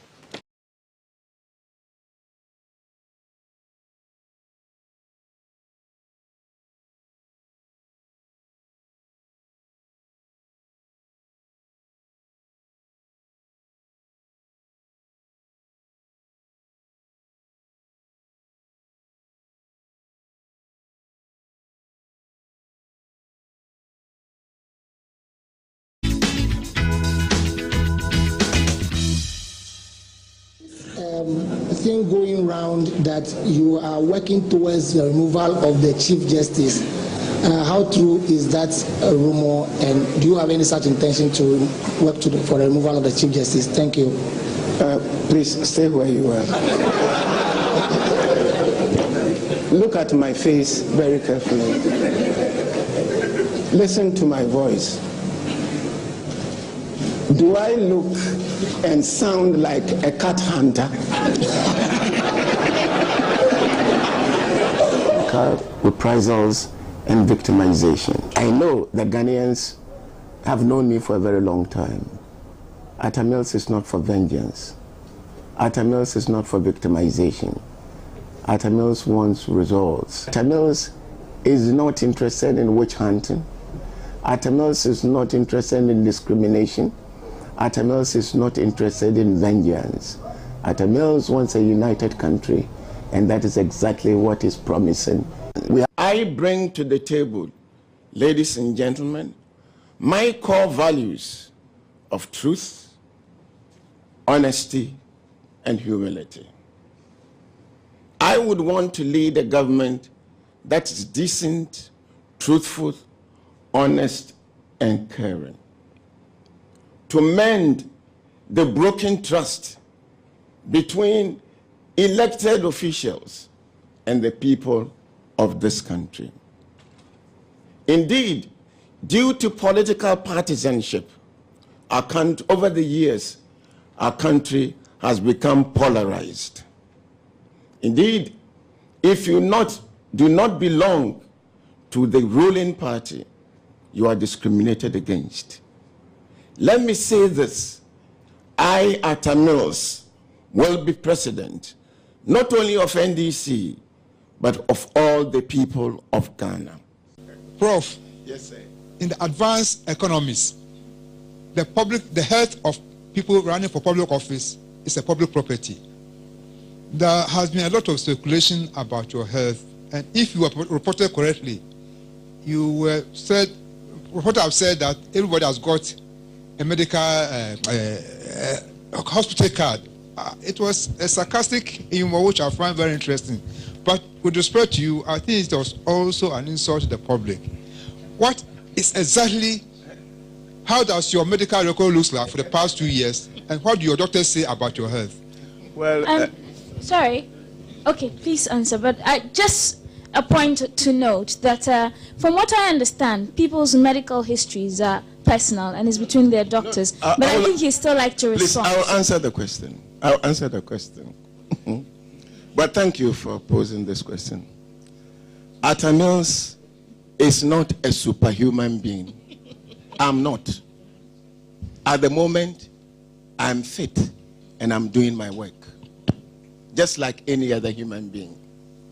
But like you, or like anybody here, nobody can say when the good Lord will call him. I may live to be 80, to be 90, or I may go next week. It's only God who knows. So if there is anybody here who can sign a bond that I will be alive next week,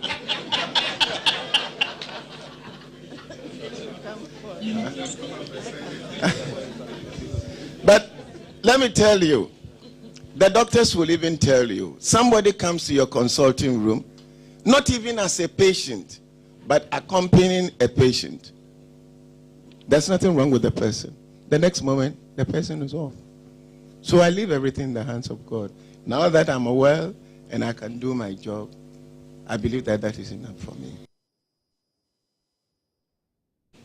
And so we remember former President John Evans Atta Mills, who passed away 12 years ago on this day, 24th of July in 2012. Where were you when you heard the news? On Facebook, Oswald says, I was discharged from the hospital and I got home in the afternoon and heard the unfortunate breaking news on TV3. May his soul rest in everlasting peace. Mohammed says, I was in school, JHS, when I heard the rumor of his death. Intiama also said, I was in school. Malik says, I was at work when the news broke in the afternoon, and it was a very sad day for me. Ernest says, I was at work and I insulted the friend who told me, and when I told my boss, he cried like a baby. Tema Boy says, I was going to Spintex, all of a sudden, darkness, and then it started raining. Obed says, I was at work when I heard it from one of our service advisors. Gideon, I was at home when my dad called me from Ridge Hospital, where he was also on admission, that the president had passed on. Yvonne says, it was a sad and disturbing day for me. I cried. Patrick, I was in school. Jones says, I was in the studios of Pravda Radio, which later became Vision One, when I did my attachment. 12 years already. Wow. Abdul, I was in the office when I heard the bad news. Vincent, I was around the Kingdom Bookshop, Osu. Hector says, I was with some friends warming up for some hot akble and agbametadi when TV3 broke the news and we couldn't eat the food. Was all we could say to one another. Nobody spoke for about 20 minutes. Everyone started leaving my room, one after the other. I will never forget that sorrowful afternoon. Nana says, my mom and I were in traffic and all the roads leading to 37 were blocked. Kofi says, I remember that day. I was returning home from school when I heard the news. He was Ghana's best president in this, our fourth republic. Jabir says, I was in Kumasi. Lucky, I was in Nigeria. Isaac, I just closed from school. Kweku says, I was fixing my AC in a fitting shop near Baba Yara Stadium. I don't remember how I was able to drive back home. Bedra says, I was simply at school. Emmanuel also at school. Nana also in school. Where were you, Mr. Timothy Awintirim Atabuade, former MP for Bulsan North, 2012? I you right. And where were you? Where were you? I think I can be a prophet. Yeah. Good morning to yourself and to our viewers. I had gone to the U.S., to Washington, D.C. for a program on HIV. I was there with the late Honorable Makoyongo. Yes. And then Honorable Bandua. He was the chairman of the Legal and Constitutional Committee in Parliament. You were in Parliament then? Yes, I was in Parliament then. And then we were at a conference center where all the leaders of the world had come to address us, including Obama and other leaders at the time. When the news, it came by a text message to Honorable Oyongo saying that, in fact, the text message was, our dad has passed on. That was Makoyongo's nephew that sent the message. And Mark transmitted the message to Bandua, but he didn't show the message to me. So I was sitting there relaxing and then enjoying the lectures until after some time when the message was shown to me that day. So I didn't believe it because, you know, at the time there had been rumors about he has died even before he became president and so on. So when the actual day came and he passed on, it was difficult for some of us to understand. So immediately we moved to the Ghana embassy at the time. It was Honorable Ohene, he was Ohene Jekum, he was an ambassador. When we got there, we saw a lot of the young ladies weeping, and they had moved to the ambassador's residence, and other people had also moved there. Interestingly, at the conference center that we were, there was an exhibition of HIV stands from various countries. Before we got that, other countries had gathered there with Ghana's flag to pray for us. Immediately when they heard the news, when we just got there, and everybody was empathizing and sympathizing with us.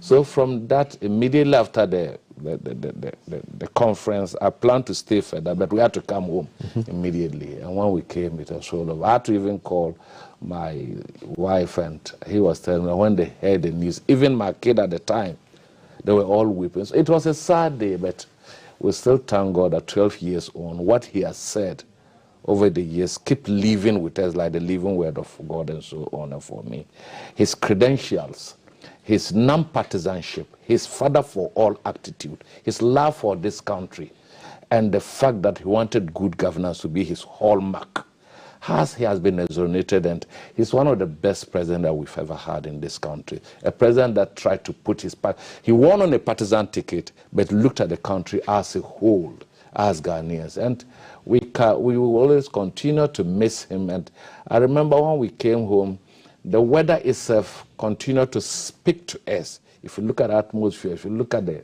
weather, atmospheric conditions, as at that time, the sun was not always bright as it used to be, telling us that even the moon was weeping. The atmosphere was weeping for such a good man. And we wish him well, and we ask him wherever he is, continue to pray for harmony, for love, and for peace for this country, especially now that we are entering into an election, especially if you juxtapose who he was, and then you come to see that current government and the activities is completely at variance with what he stood for, then you know that we really missed a genuine president. On the personal level, one-on-one with President Mills, what are some of the things that stand out for you in your interactions with him? His absolute humility, his respect for whosoever that comes before him, irrespective of your connections, your age. Even if you're a young man, he would respect you. And I remember when he was going around to campaign for the flag bearership, I was in Sandema at the time.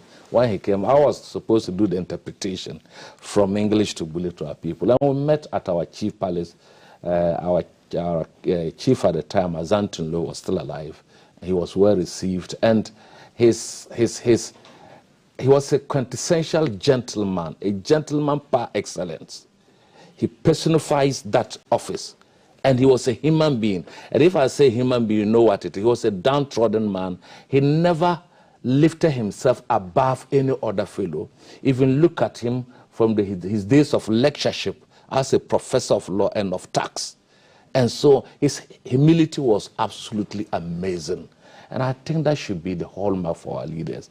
I've met him one-on-one. I remember I had to go to his office. One time he called me because when we came to power, I was essentially trying to lobby for someone to become the SIC boss at the time. But the fellow had worked, and he was up to the time to be appointed. And the appointment wasn't given to her.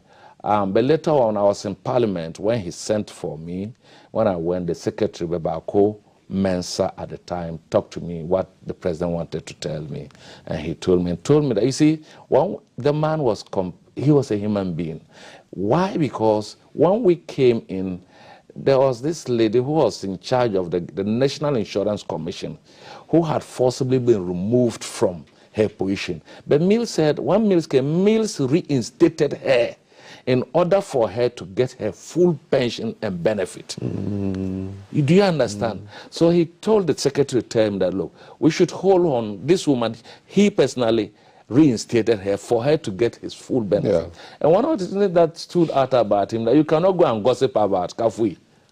You can't do that with Mills. When you go to Mills and tell Mills that, you know, Kafui, the way he's been handling this program, he's been embarrassing you and all, he will listen to you quietly. Sit back, then do as if he's going to the washroom.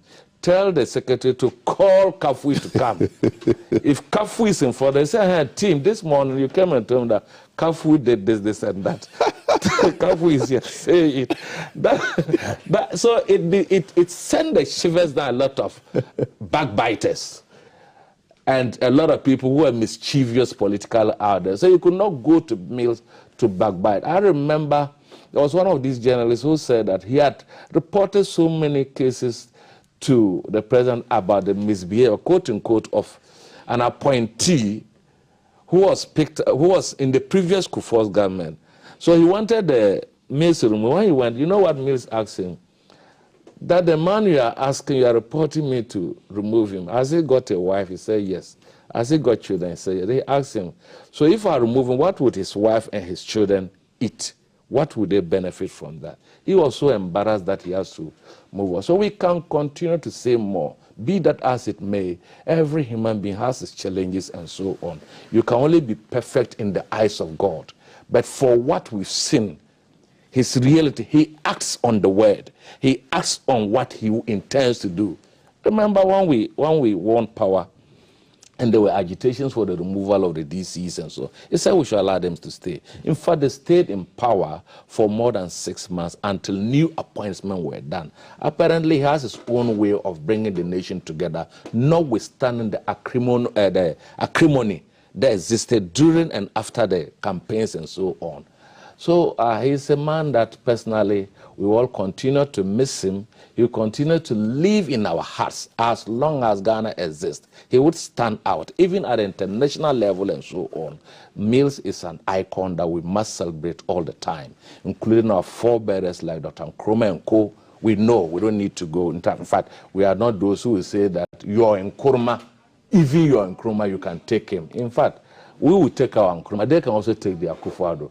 But posterity will judge us and will know who is Mo Nkrumah and who is Mo Atamis and Co. So for me, I think Ghana has missed and will continue to miss him in our hearts. I heard he was a stickler for time. He was very time conscious. Beautiful. He was time conscious. You know him. He would get to the... When he gets there, and then the program is supposed to start, and the meals get there, he will start the program. Boom. Boom, he will start. So it will tell you, you see, sometimes actions speak louder than words. You don't need to shout. Your actions will tell those who are supposed to be there that, look, if the president was there and he has started, who am I not to be there? Because of our lack of respect for time issues and so on. So Mills was an absolute disciplined fellow. Everybody that came across him knew that he was absolutely incorruptible, very incorruptible. He stayed at where he was. When he was even a president, he wouldn't go home before weekends. When you ask him that if he's going home, he will be using the motorcade. It's causing traffic. Already there's traffic on the Painters Road. He would only go home on at a weekend. Sundays he go to church and come back to the castle, sleeping in a small corner. Have you ever entered his bedroom in there? You laugh. Very small corner there. He was sleeping there as a president. You understand? And his belief and his trust in God was completely unbelievable. This was a president who would ask for prayers for everything before he goes on to do. And there was always service. That's why you know that our opponents tell the attendant that the castle is not a place for worship and so on. Can you imagine that? And yet these are Christians. So for me, he epitomizes good governance. He's an embodiment of humility. He's an embodiment of love and of harmony and togetherness. He's one fellow you can always stand out and then speak good about. Let's take a tribute now from Musica for the late President J.E.A. Mills, who passed away 12 years ago on this day.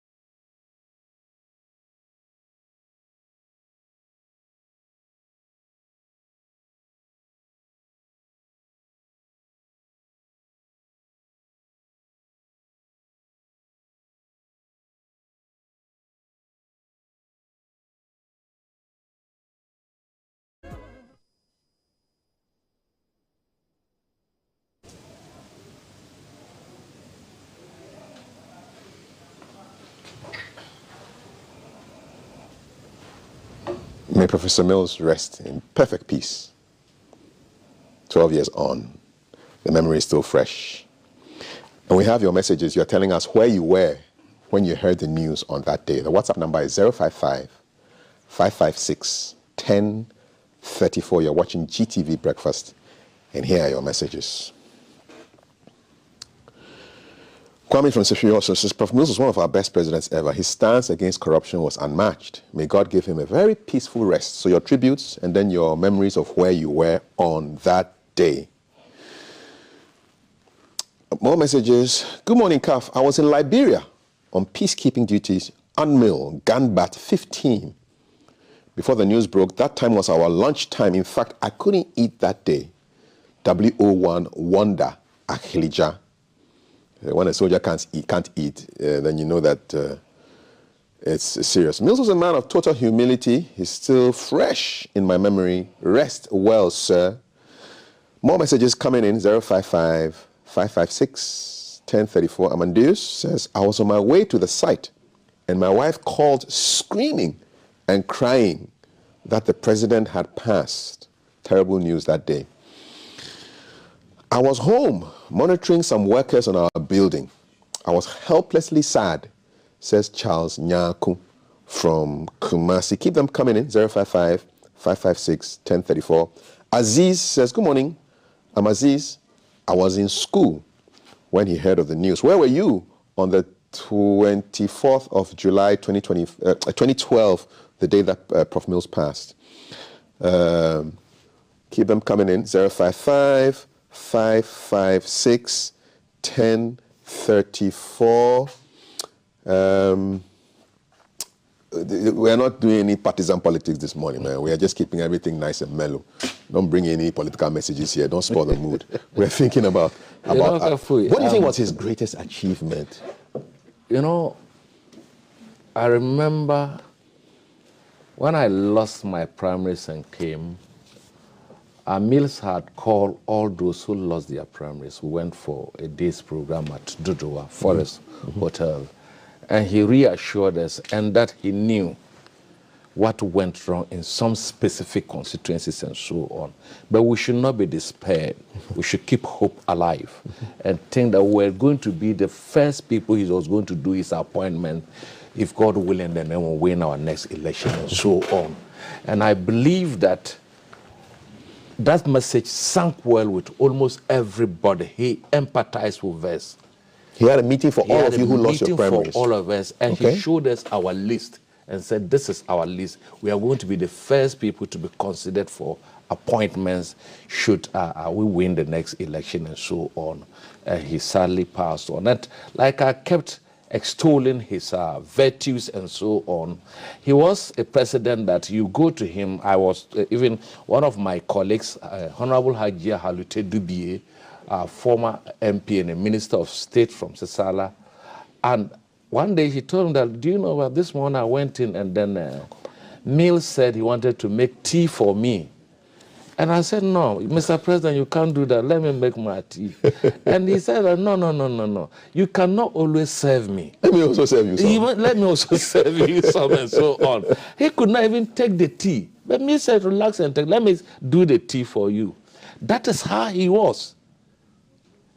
He was Asunjehini personified. The word Asunjehini really merited who he is and so on. So it tells you that he was looking at the nation from the point of view that we are a family. Do not allow the shenanigans of our partisan political endeavors divide us as a nation. He was even looking at the nation more than even men of God. He wasn't a pastor, he wasn't an evangelist, but his attitudes and attributes could be likened to one of the most pious pastors that you can get in this country or elsewhere. And that is a president for you who came on a partisan ticket. Well, nobody knows tomorrow, but what do you think would have been his achievement if he had lived to complete his a second term? What do you think was on fantastic on the plans? In terms of bringing even discipline, proper discipline into public financial expenditure, He wouldn't have allowed anyone to overspend, to put stress on the coffers of this country. Today, as we talk this morning, the Auditor General's report has told us that over 52 billion is gone. And I've heard Chairman Sabonsu talking about it. I've heard other people equally talking about it. Mills wouldn't have allowed that, and he would have ensured that there's value for money on every project that we did. In fact, it was during Mills's time, I went to Parliament just one term, but I can tell you with all honesty that the infrastructure that I was able to get into my constituency is amazing, just like all those who were there. Members of Parliament were given their due, the Common Fund came, the GET Fund, the Social Intervention Fund, which they call the HIPIC Fund, the National Health Insurance Fund, were really available for us to use in the development of our various constituencies and so on. So for Mills, if Mills were around, most importantly, the unemployment level that have reached a level that is uncontrolled now would have completely been, because he was interested in the youth. And you know, he's a sportsman. So he was also equally interested in the development of sports to any level. So I believe that, you know, it got to some time, people started talking that since he came to power, they hadn't seen what he has done until he began to tour the country.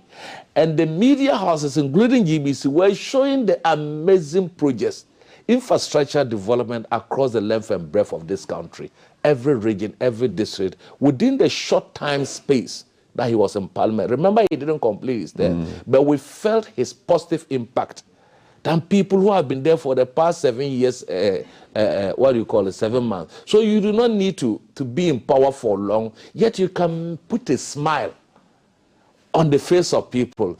A day's impact can be more than 1,000 years' impact on people if you do what you are called to do as a human being. And I keep using the word human being because if you say someone is human, what it means is that he empathizes and with every challenge that you go through. And he's always seeking for solution to the problems and so on.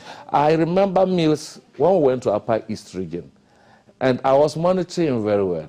I remember that even the food they gave it to him, he couldn't eat all. And he said, no, he's much more interested in seeing what all of us will get to eat and so on. Before he eats. So he's just a remarkable human being, and it will take us a long time for us to get such a president. And in fact, this country needs that. We actually need that because the polarization of this country, it's too much. In terms of partisan politics, in terms of tribal bigotry, in terms of poverty, in terms of challenges, disease, sickness, and affliction, is so huge.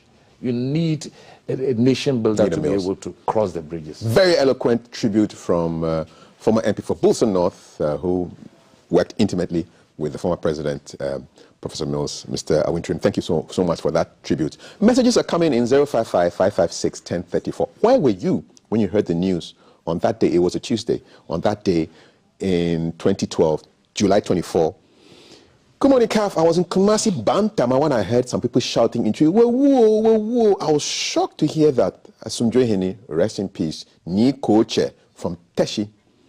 I was at home when my grandpa, may his soul rest in peace, came from work and asked if we'd heard the death of Atta Mills. I shouted, oh, and I started shivering from my head to toe. Tears started flowing from my eyes. I couldn't control myself back then. Even until today, at just a mention of his name, my mood changes. I wish he was still alive. May he continue to rest and pray for Ghana. Na Abi from Oyarifa. I was on a visit to New York. Early that morning, my daughter called from Accra to inform me that a friend of mine at BNI had called to break the news. I called my host to get a vehicle to take me to JFK Airport to fly back to Ghana so I could commiserate with Vice President John Mahama, who is my personal friend. It was a shocker, says Dr. Akofa Segbefia. Seibu Machido says, good morning, I was in the mosque listening to a preaching when they called the preacher and he broke the news. That day, everyone cried and we closed on that. Good morning to you. I was watching TV and suddenly I saw breaking news and they said the president had passed on. Greetings, Kafui. I was at Takrady Central Market when I heard the news from the market. Emmanuel from La Paz. Everybody's telling us where they were. I was at the seashore fishing before a friend came back from school to break the news of Professor Atta Mills' death. I just had to stop fishing and go home. So sad. From Mac General. Prof. Mills was a godsend to Ghanaians, but unfortunately his faithfulness sent him to his early grave because Ghanaians were blind to notice that. May his gentle soul rest well wherever he is now. Forever remains in our noble hearts. Ni ayi bonte Jonathan. Indeed, this morning I weep again like it was when I heard it 12 years ago. Oh, sorry to make you feel so sad like that. Don Scotty says, I was at school and where our teacher for our early morning lectures gave us that sad news. 12 years gone already. May all gone souls rest well. Abdul from Nsawam. Good morning. I was at home when the sad news was broken, but I couldn't believe it. So I had to call his personal bodyguard to confirm. So I have cried this morning with this tribute song from Musica. Your memory will forever live in our hearts. Uncle Atta. I was nursing a 6-week-old baby at that time. Adra Owusua. Good morning. I was in SHS 2 when I heard the news. I was very sad. I couldn't even concentrate during prep. May he continue to rest in peace. J.J. Sego from Obuasi. I was right at 37 Military Hospital Enclave. Wow.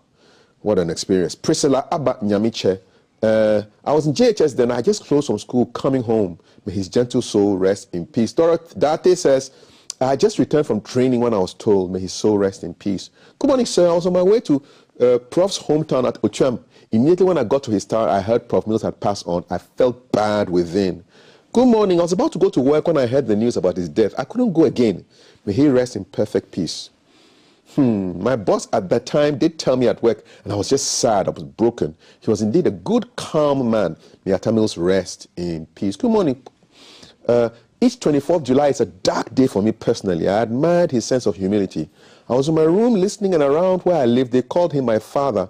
And as soon as the news broke, I received many calls to inform me I really miss his presidency. Hi, good morning. I was in junior high school still when the incident happened. Everything changed, and there were signs that he had died. That song just brought a lot of old memories. Oh, may his soul continue to rest in perfect peace. Sophia from North Legon. Mike says, I was going home from school, La Presby SHS. When I heard this sad news, I felt goosebumps all over. I miss this good man. I remember I was at my graduation at JHS waiting for the Soloku to drop. We heard the news and suddenly the environment was switched to a silent mode. Wow. Yeah, there's more. It's a flood of messages you're all remembering. Roman father from Katamanso. Kaf, I was in high school then. I called my mom and we were both crying. I kept his picture in my trunk until I completed school in 2013. I'm really saddened this morning. People really have touching memories, you know. He kept his picture. I was going for a test in medical school when it happened. Another one says, I was sitting with friends talking politics when the sad news came. You see, this president was an angel on earth. We'll continue to miss him as a nation. Come on, Kaf. I'm too old, he says, but it was a day that Ghana stood still. The skies changed and everything was silent, said Sam Williams. Daniel Lumo says, good morning. I was at work when I heard the sad news. I was really hit by the news. Keep resting, legend. I remember that day. It was very sad. I was working on the transmission line at Akim Oda. I nearly fell from the transmission line. Very sad moment. Rest in peace. Kemo from Oda. I'll keep a few more before we go to Akip and I. I was in my farm and everything changed, even the plants. And my animals stopped eating. Wow. Good morning. I was at home. He would have been the best for Ghana, you say. Good morning. This is Michael Wood. Ando, I was at the site when I heard the sad news that the president had passed on. As I'm talking now, it pains me because this man was a great president of all time. May his gentle soul rest in perfect peace. I'll read 3 more and then we'll go to Alan. 12 years already. My girlfriend just told me she's done with our relationship. True, a text message while in a Trotsky going home, and I heard on the radio that Atta Mills was gone. Man, that was double sadness. Rest in peace, Uncle Atta. Wow, to get the news of a breakup and then your president also leaving, double trouble for you. May he rest in peace. I hope you have a new relationship now and you're at peace with yourself as well. It's 8:18. You're watching GTV Breakfast. I've taken a little trip to the video wall where we're going to be having a conversation on Ayawasu Central Constituency. It's part of our Keep an Eye, where we are looking at what's happening in the various constituencies, 275 of them, as we build up towards the election in 2024, 7th of January, 130-something days more to go. Let's get to our man, Dara Alantego, who is in that constituency to give us a sense of exactly what's going on there. Alan, good morning. Welcome. It's 8:18, and we'd love to hear from you. Hi, good morning, Kath. Thank you very much for coming to us. Just a little correction with the location. Indeed, we were supposed to have gone to the Ayawaso Central Constituency, but a little change in direction. We've had to end up at the Mamubi General Hospital, which is in the Ayawaso North. So it's just a sister constituency to the Ayawaso Central. They, however, have a similar or just about the same demography in terms of population, in terms of accessibility to healthcare and healthcare provision, in terms of facilities such as schools and recreation centers, in terms of transport, in terms of even the various age demographics and ethnic groupings. You have the dominant Ga, Dangme, you have the Ever, you have also some of the northern ethnic minority groups within the Ayawaso North constituency. Indeed, coming out here is to understand what the constituency really has and what it needs and what is actually ongoing. In terms of employment, there is a little skill mismatch. So though there may be some jobs, there aren't the skills necessary to take up those jobs by the youthful population. You can see a lot of activities going on up and down the street directly in front of the General Hospital where we're currently coming to you from. I'll cross the road and speak to a vendor in front of the hospital and find out, since she is a resident of the constituency, what goes on here, whether there still can be some room for improvement in what they have in the constituency. I would have the discussion in Tree, and then I'll probably give us a little interpretation thereafter. Ma'am, in Patro morning. Good morning. In Patro, your friend me Alan Tego, me free GBs in Patro Frost. Your friend me Oparibia. Man paribia me pacho eye brono yi so ha mo we no aha ne bia woto aba pacho aha na meto ma aba ene me nyinam musampu se ho na woto aba ma na mu bisa se wo hwe se ne brono yi so hate no a eden ene nioma ususu se anasa wo fo se ebi ni ha ya ke ba ha ke beboa mo e pa wo chao your security no enye tight because ahema check se wo ba adwuma akromfo e wo ye road yi so pa, especially a boys no omoje ye bag ene enema e koso ena efin and at least en komo ma yete se hospital ha na omo de bola container bi abesi ha se obi kona okuta bibi a wode beden wode betum esansa sa na yema ne bi eni henti da bia ya na bola ededa basa ye municipal ho be 2019 ena government ne betu ye mu bi so the whole ye municipal assembly up to now okwa enwura ena efu for da be na anu ya na ma ba be bo spray amehwa ayeden ahye kakra tenanke yenim se ebasa be ma youth na nya adwuma bi ayeden aye but up to now eden ye mpatem ha ide nyame yanim o matwa ye gya yenim se ye nzongo community no na so o mpese o be boa yan dia yenim ade a ekoso wo kan emrantie no ni adwuma sem ebi nsusu se ebi ana adwuma no bi ho na emom ho nimde ne ade no nhyɛ de ni emrantie no ho eno nso ogitum ma na yeye adwuma na eni ho adwuma na ebi ni ho sanse obe abrantie bi ne ho a wo sori na wo wa adwuma onya adwuma nka wonye especially ma ma me me krom to me ba say mama wonya adwuma ma ye nye den ye nye but mpatam ha adwuma titru bi ani ha youth ne ye den ye bi te say construction kra na nka be ba what if you obetumi akọ de ono so be de obedi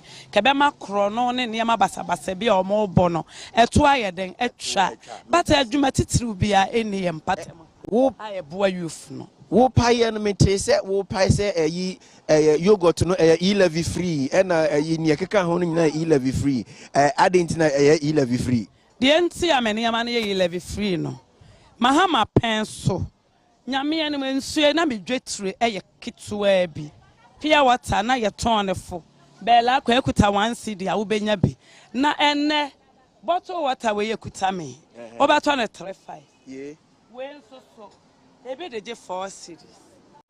Oh, obi wa hospital na wo pension no oni 6 cedis e be da na wonya. Na me sansa me ye ndisi ni nti. Ora mahama breast na eniama no. Minim say me hwe okasa mu oye ndis ni na mu me nka bronu yi so ne ha mu titi. No so enti de enti ameniama no me kan say 11 free no. Me won say oman ni mu aye den no nti no. Sa me temeniama ne so a. Oba time bi etwa ma obetumi aye den atobi. Eno nti na me se meniama no 11 kan. Enka ho me da se. 11 me da say mamenko abrantie baako ayese wono nso ebekere na dwene mamenko. And so Kaf, I just spoke into a vendor who sells drinks and stuff around the Mamubi General Hospital, and she mentioned key among the things that worry them in the constituency is their security. Apparently for those of them who trade around here, they encounter bag snatchers when they're out to do business, and they think, or she's of the view that if there is a certain provision for security in the neighborhood, that would help them a great deal. She also mentioned the absence of employment for young men and young women. I actually pushed her to say, well, look, isn't it rather the idea of a job mismatch, and that there may be jobs available, but there aren't the skills necessary to take them up? And she vehemently objected to that, saying no,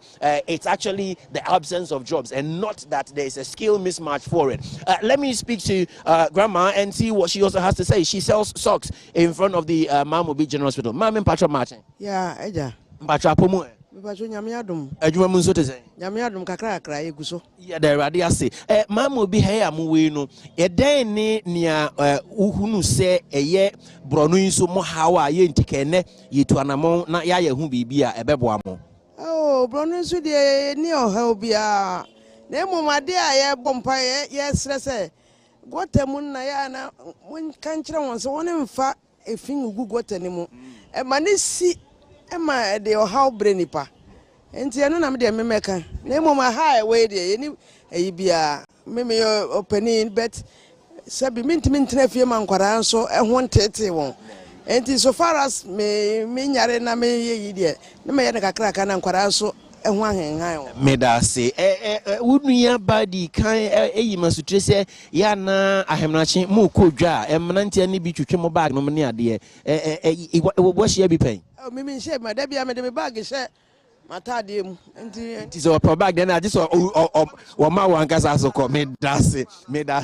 And so I've also spoken to Grandma, who's also of the view that, well, she has a way of hiding her bag, and so if you are here to snatch her bag, then you may as well snatch herself and not her bag. And she's also of the view that in terms of sanitation, people should learn not to drop stuff in the gutters, because then it chokes the gutter and they're unable to do anything. Come the rain, it brings troubles to them.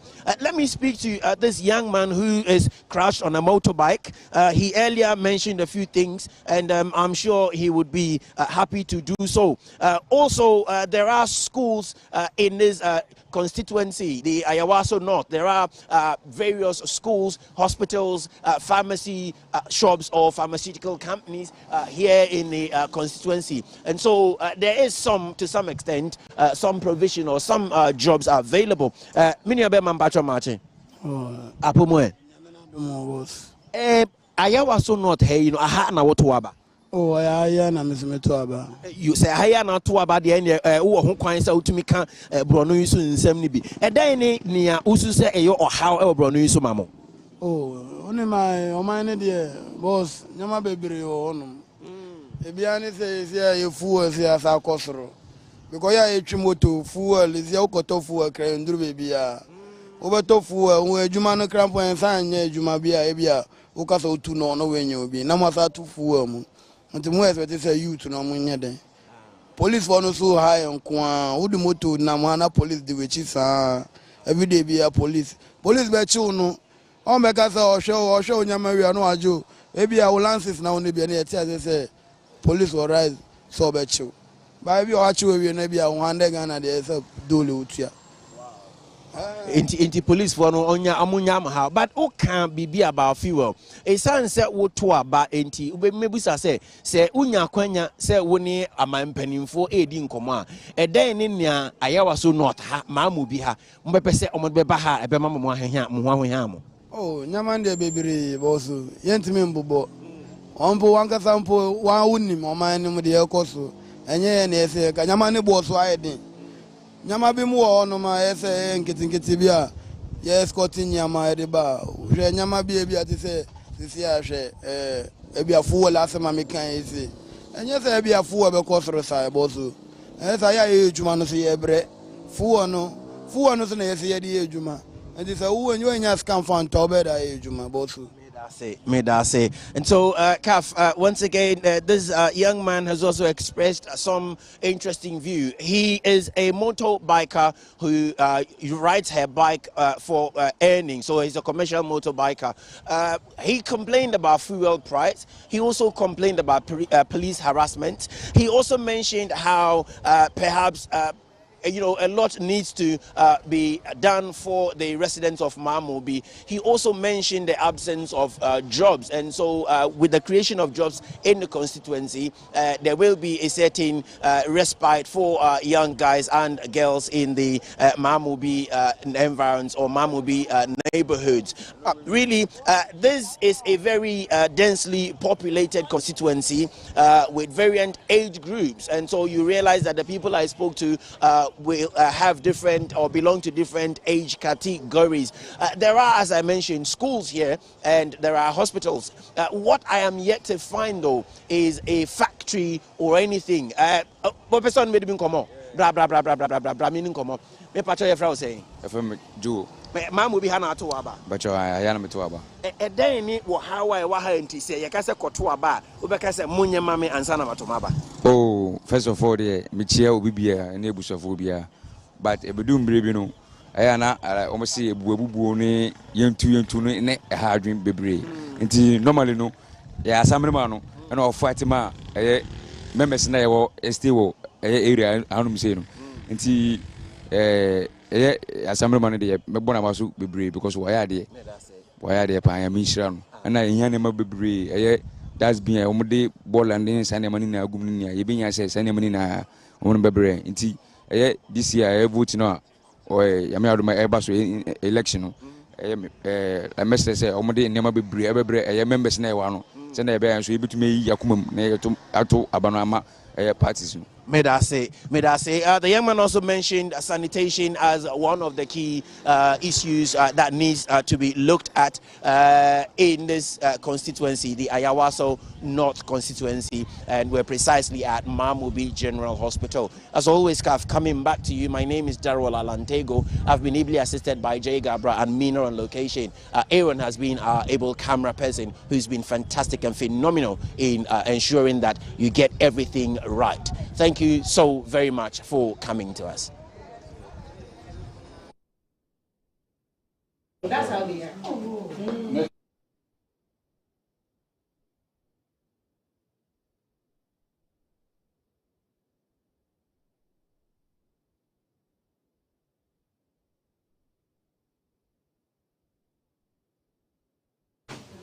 Well, thank you very much, Alan, for keeping an eye on that constituency for us. It's 8:32, you're watching GTV Breakfast, 12th anniversary of the passing of Professor Mills. And I'm here with Honorable Timothy Awentrim Atabwade, former MP for Bulsa North, who gave us a wonderful, stirring, spine-tingling tribute to the late president. And we're asking, where were you when you heard the news of Professor Mills' passing? And the messages are coming in. On that fateful day, I was in Togo with some classmates learning French when we were told about the death of the president. Immediately, we told our superior that we want to return to Ghana. So the next day, we returned to Ghana. May Prof. Mills rest in peace. Thank you so much. Oforiata says, I was at work. I heard the news. I couldn't control my tears. May your soul rest in peace. Asumdwe Hini. Rosie says, I'm still shedding tears today. He's irreplaceable. I've never met him, but I loved him even today. Best president ever, says Rosaline. Isa says, good morning. May his soul rest peacefully in the hands of God Almighty. The epitome of Christ. I was at work. I called to confirm. It was very difficult to disclose it to my mother. She loved this man. Rest in perfect peace, with a rose emoji there from Doris. Spintex. Pam says, everyone was crying. Come and see my people in the Volta region. Everyone was crying.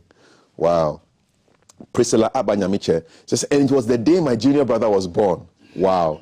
24th July 2012. That's 12 years ago. So today is your brother's birthday. Hey, brother, happy birthday to you.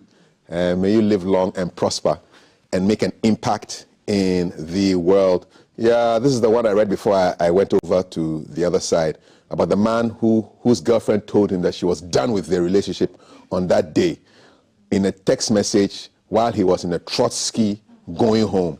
And then, if that wasn't enough, he heard on the radio that Atta Mills was gone. So, girl gone, president gone, rest in peace, Uncle Atta. Stephen from Tema, yeah, your tears were plenty, man. I hope you are happier today, even though we are thinking about the passing of the former president. 055-556-1034. Yes, Atta Mills is a very good man. We only see the good side of a person only when he or she dies. If President Akufo-Addo dies, our eyes are open to see who he is. Oh God, let's appreciate the little a person brings on board. It's really good to appreciate people while they are alive. DCE then told us something unique about this unforgettable president. He said they proposed for salary increment, and what the father for all said shocked everyone at the meeting. He said the president was furious and said, all of you here are to serve, you know, and not to make money and wealth. So that's some recollections of those of you who remember where you were on that day in 2012 when our former president passed on to glory. And we want to say thank you for the messages that you've sent to us this morning. I'm going to get back to the desk. Let me read a couple of Facebook messages and then wrap up with our guest who is here with us, Mr. Awuntrim Atta Boade. Okay, I was in Bremen that day. He says he was a fireman, and the news completely shocked him. This is on Facebook. Memories of Professor Mills, who passed away on this day in 2012. Let me just read this for you. I was at home when my dad called me from Ridge Hospital, where he was also on admission, and that the president had passed on. May he rest in perfect peace. I was in Abidjan hustling, says King Phillips, maestro. Dave Ni Antonio says, I was in a bus traveling. My tummy churned, and it was not an easy feeling at all. Blair says, that day I was in Bremen, New York. It was very sad. It was a very sad day for me. Apart from when my father died, that was a sad day for me. Benjamin Edor says, I had completed senior high school a month before his demise. In fact, I was fast asleep, but then something suddenly woke me up to switch on my television, and there was this dirge with His Excellency Professor J.A. Mills' picture. It was terribly disturbing, and I couldn't eat the whole day. Rest in peace, Professor Mills. Oswald says, I was discharged from the hospital that day. I got home in the afternoon and I heard the unfortunate breaking news on TV3. May his soul rest in an everlasting place. So thank you so much, all of you, for your messages. Satabari, I know, this today brings you a lot of sadness. Yeah, especially watching the videos and so on. What the lessons we can glean from such a man of absolute humility is that we can actually serve our people without the necessary arrogance and impudence. We can serve our people with love, with faithfulness, and with trustworthiness. We can really show that the people's power they entrust in us. It is not a time to use that power to subjugate the people and to bring untold hardships to them. We can resonate well with good governance and ensure that anytime we want to elect our leaders, these are some of the qualities we see and would want people to see us in that arena. To serve your people is a lot of honor done you by the people who entrusted that power to you through the thumbprint and so on.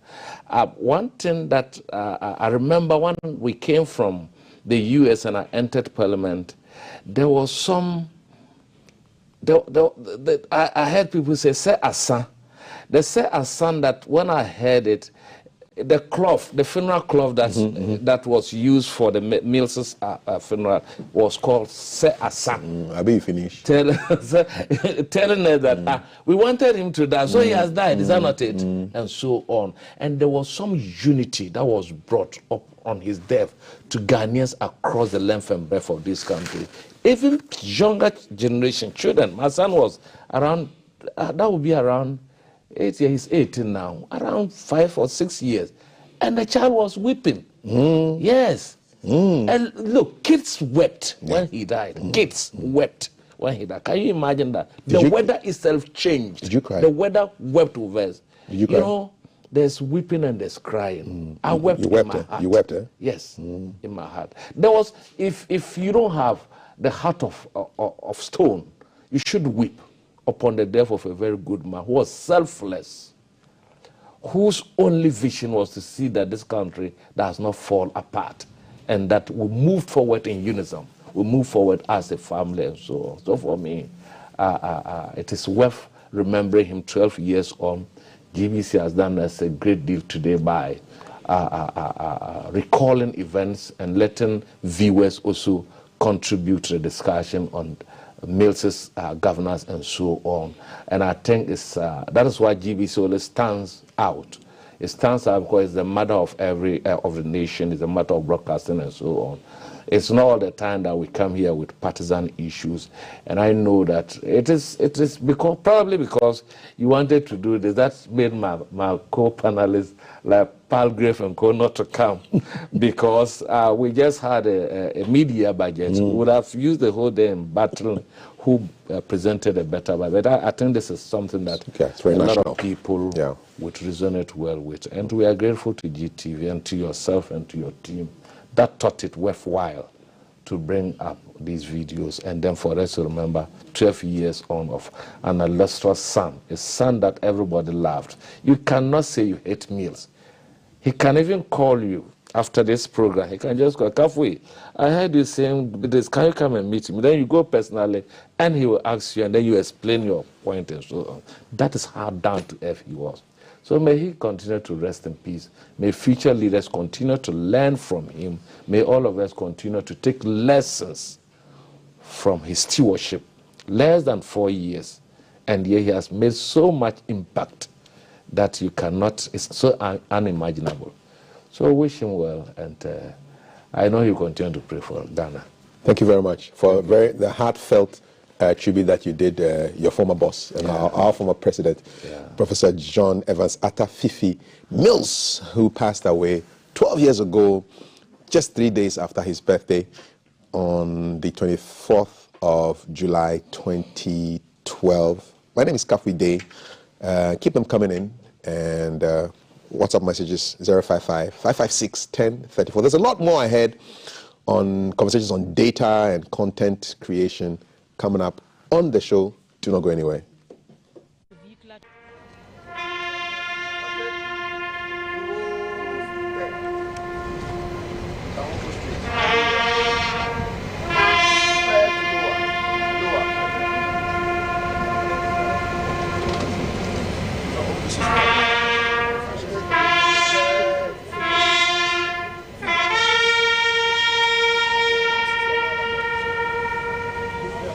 By 6:20 this morning, one could feel the somber atmosphere around the 37 military hospital.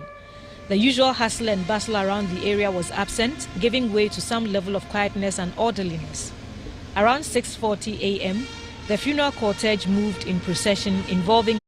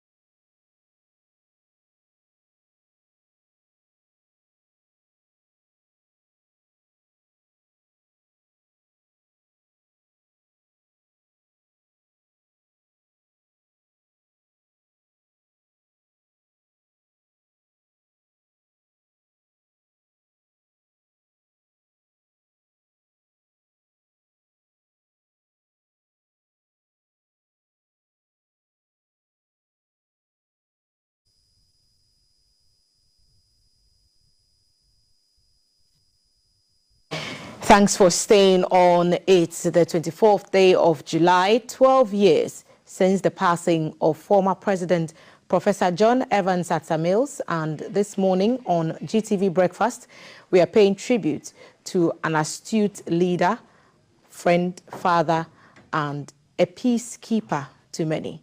We continue to keep his family in our thoughts and prayers and pray that the late president continues to rest in peace. On this segment, we are talking tech matters. In today's digital age, access to affordable data is crucial, not just for communication, but for education and economic growth as well. But for many Ghanaians, the high cost of data has become a significant barrier to their participation in the digital landscape. So today, we'll explore the challenges and effects of expensive data prices in Ghana from small and large businesses and business owners, content creators, students and individuals who rely on data for the execution of their services or the supply of their services. In the studio, we'll be joined on our Zoom platform by YouTube content creator Kojo Sheldon, and he'll be sharing some thoughts and perspectives with us on our Zoom platform. In studio, the CEO of Tech in Tree, YouTuber and businessman Samuel Yeboah is our guest. Sam, thank you for making time to join us for this conversation. And Kojo will join us on our Zoom platform. We have some information in this next clip for your attention. 9 cedis worth of MTN. Sometime in 2022, if you bought 399 cedis worth of MTN mobile data, you would get 214 gigabytes of data. Early 2023, and that same amount will get you 182 gigabytes. And now in 2024, though the 399 cedis offer is no longer available, there's 350 cedis.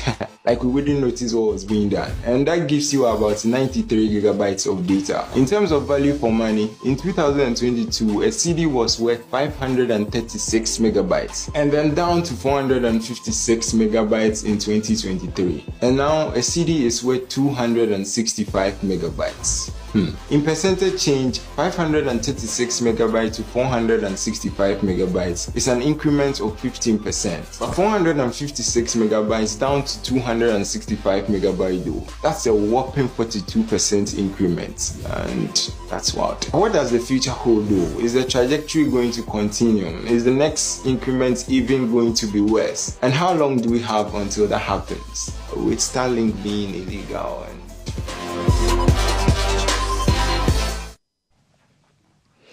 Data matters occupying our thoughts this morning. Kojo has joined us on our Zoom platform. Kojo Sheldon, good morning. Thank you for making the time.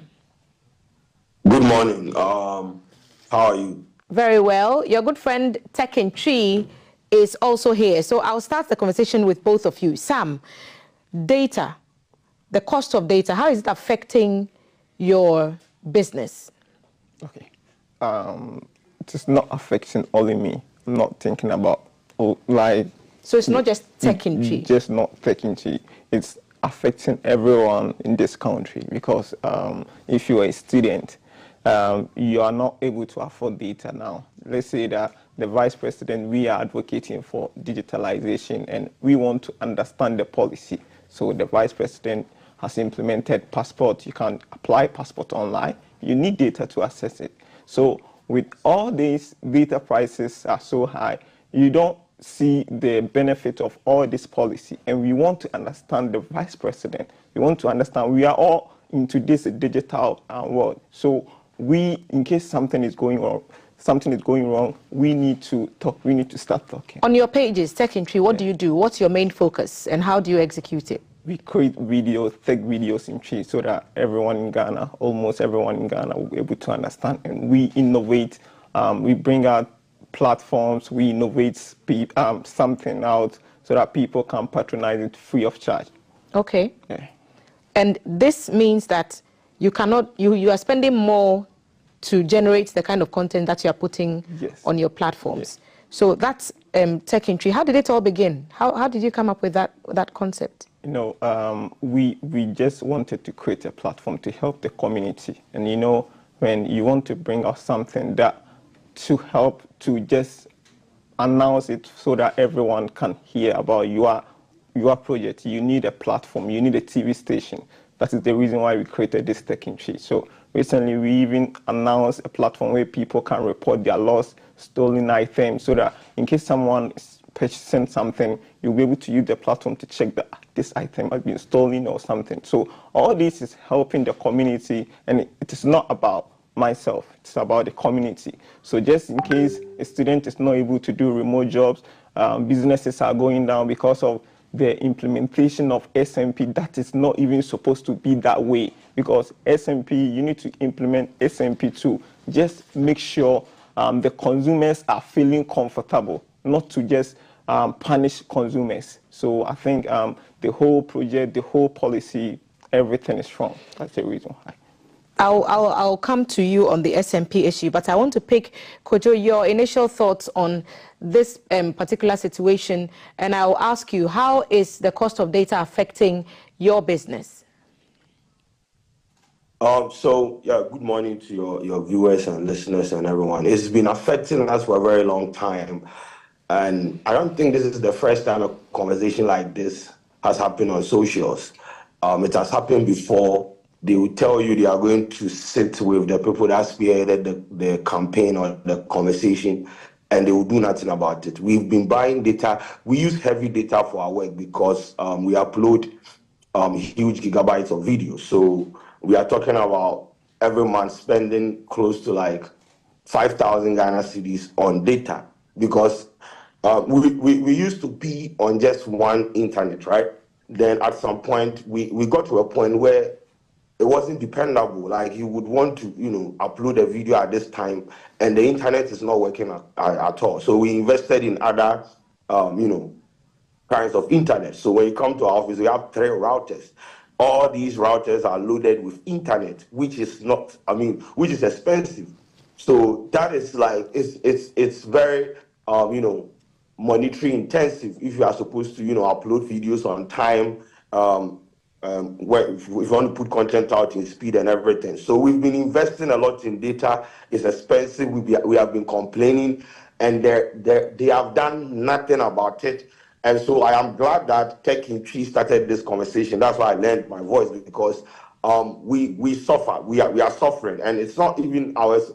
We have people that are using data to watch our videos. So it is important to, amplify this conversation for it to get to the appropriate quarter so that they do something about it. It's not like they can't do anything about it. We have heard them use this thing as, a campaign slogan or whatever. When I come to power, I'm going to help reduce the cost of internet. It means something can be done about it. I do not care about the technicalities, whether someone is an SMP or not. What we are saying is reduce the prices of data so that Ghanaians can afford it. If you are preaching the digitalization, then let people be able, allow people to be able to afford it so that they can access the digital things that you are putting out there. Otherwise, the whole concept is flawed, and it is going to amount to nothing. So we are just, My first question, when you say they and them, you keep referring to they and them. Who specifically are you addressing, so that we know the government, the target of your message? The NCA, the government, the NCA, the Ministry of Communication, they are responsible for this, and they know it. They issued a statement when Tech in Tree started this conversation. It got heated on social media platform. It garnered a lot of conversation. They issued a statement, and I was sitting there reading the statement. I was like, are you people empathizing with Ghanaians, or you are laughing at them? Because in the press, they cited something like a company in the UK ranked as third when it comes to cheap internet and things. This company is based in the UK. What do they understand the rudiments and the dynamics of what we are experiencing here? I don't understand. On what grounds are they standing to award you that merit? Say, oh, you are third when it comes to internet affordability, you understand? So I'm mentioning names. I'm talking about the government. Under the government, we have the NCA, we have the Ministry of Communication. Go and sit down with the telcos and make sure that there is affordable internet for the ordinary Ghanaian to use, so that your digitalization campaign that you are championing and spearheading, it will be available to everyone. Because what is digital when there is no internet? When you are preaching for smartphones, it doesn't even make sense. Internet is so expensive. You go to you buy data, they will tell you the data, this data doesn't expire, it will expire. You buy internet today, and it's like, I don't know if you are like streaming videos with your ancestors or not. The next day, the internet is done, it's finished. It's frustrating. So have they have to do something about it. Have you noticed a reduction or an increase in the number of your viewership? And are you suggesting that if there is a decrease, it's because people who also watch your content may not be able to afford to the data to watch the content that you put out? That is one of the reasons, but I don't think we have to dwell much on that, because once again, we are trying to preach internet penetration in this country. Internet, we see new media, internet marketing, digital marketing. We are in like a digital age where internet accessibility has to be like the basic fundamental, essential right of everyone. But we don't see it here. So whether people are watching my videos or now because of the internet, it is just a minute part of the issue. We need internet accessibility. Everyone has, like, affordable internet is what we are preaching. And it has to happen. So my views and everything, I don't really care that much, because I mean, at the end of the day, I can still, break bread and get people to watch my content. Although when people buy data, I mean, more people can, if more people are able to afford data, more people can watch my video. But at the end of the day, we use the internet for different things. People want to access information. People want to talk to their loved ones. People want to do a lot of things with the internet. People are running their businesses on the internet. So these are major factors and issues that we need to tackle with regards to how internet is expensive in this country. And once again, I am saying it that they can do something about it. It is not something that is far-fetched. They know that they can do it, but no, they are going to sit there and massage the issue. They know that we are going to talk about it for a week and we will not talk about it again. Okay. Once again, shout out Tech in Tree. Tech in Tree, you mentioned the SMP issue. The lead network provider, MTN, subscriber base highest, revenues highest, network coverage highest. The court has also agreed. Remember that this matter was challenged in court. Okay. And the court also agreed that the NCA was right to implement that directive on the basis of creating a balanced level field for all the telcos to participate. The idea was allowing one network which has the most reach to have that dominance would, make the terrain uncomfortable for the other telcos. Do you find that to be a sound argument? No. The SMP here, consumers does not need to suffer, because when you take the US, for example, Apple were recently charging developers 30% commission in case they want to upload their apps or something on App Store. So the 30%, developers complain, the government step in, they reduce it to 28% with an alternative way. So the SMP here, it is not only happening in Ghana here, all parts of the world. So yeah, NCA here, they are abusing the word SMP. They are not following the right procedure. I don't know how they want to generate the revenue. They want to generate a lot of revenue. Here, I must say that we did issue an invitation to the telcos to be a part of this conversation. We did issue an invitation to the NCA to be a part of this conversation. We did issue an invitation to the Ghana Chamber of Communications to be a part of this conversation. They declined our offer. What's the worst experience for you, Sammy? How much data did you use to buy before? And how much was it? I used to buy 350 Ghana cedis, and I can use it for 4 months. But now On which network? MTN. For now, 960 Ghana cedis 1 month. 960 Ghana cedis 1 month. Are you doing the same things you used to do, or are you doing more? Are you consuming? Because when you call the network and you ask them, oh, I bought data, but it's all gone, where is it? They'll say, oh, this app is running, that app is running. Are you doing more on the internet, which could be a reason why your bill has gone up? The aim is we are building a team in Ghana here, and that is always the aim. We are not doing anything extraordinary. We are using the same, we are consuming the same data as we are doing, we were doing in 2021. So not that having added something different here. Okay. Kojo, what's your experience been? How much data were you buying before, on which network, and how much are you paying for it now? I don't know if I'm allowed to mention some of the telcos, my names and sons, but I used to be on one telco, and the data used to be, I think 350 cedis for 200 gig or 150 gig, 350 for 200 gig or something like that. Then within a time frame of 2 months, I see the 350 move to 400. I see it move to 500. The data remains the same. The prices are surging, skyrocketing. Data package, you don't see them add 10 megabytes or 20 megabytes. It is the same amount of data that you are buying. Which network? You're free to tell us what network it is.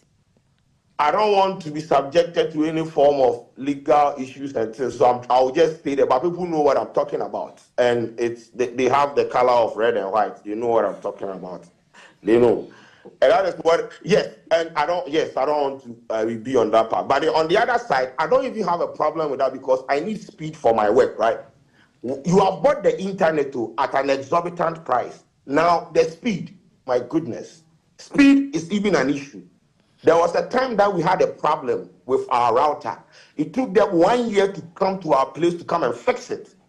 1 year, every day I was driving from my office to their office telling them that there is a problem with my router, there is a wire cut, there is something. It took them 1 year to come and do that. So it's like you're not even getting value for your money. You understand? If I am getting value for my money, I don't think I'll be this much enraged or I'll be this much angry. Although I would still argue for what? Affordability and things. But the thing is, the amount of money we are spending on data, we are not getting value for our money. I've seen a particular network people complain on Twitter for the past 2 months.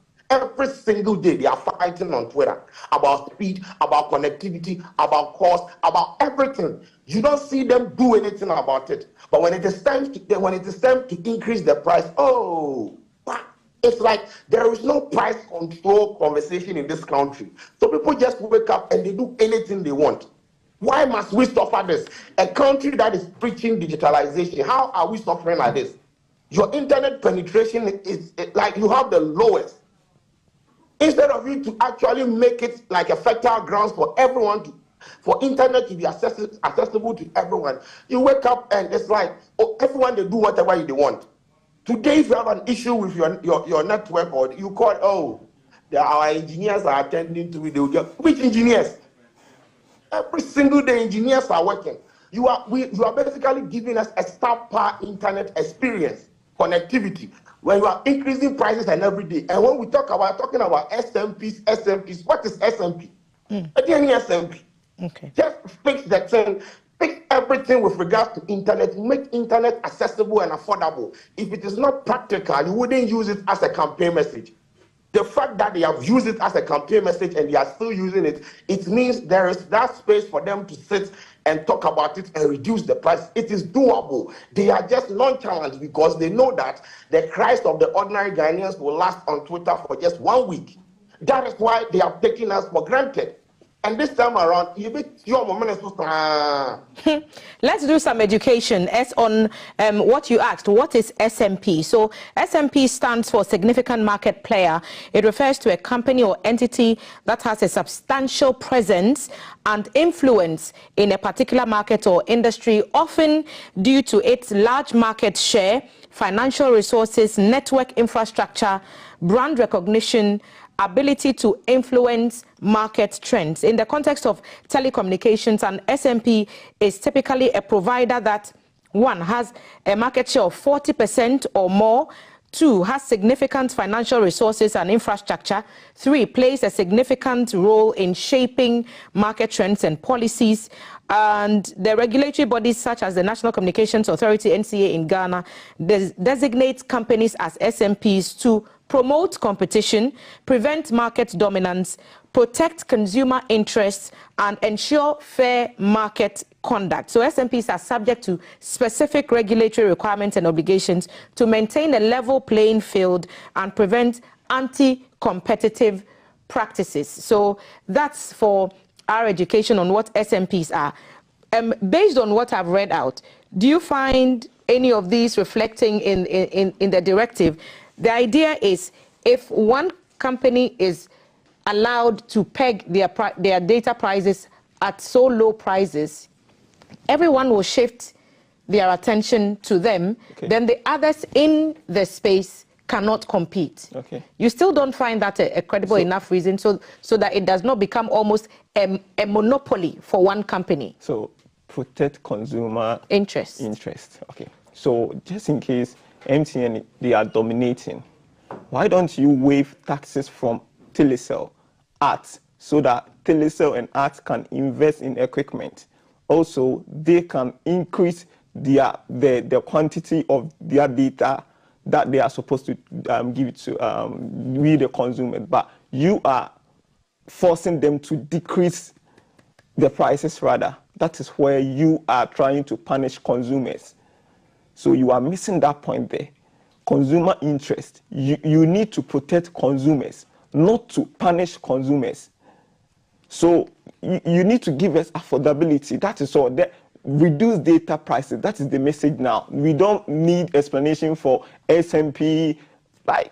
Just reduce data prices. People are suffering in this country. The minimum daily wage for a Ghanaian is 18 Ghana cedis. 1 gigabyte of data is 17 Ghana cedis. That is almost more than 95%.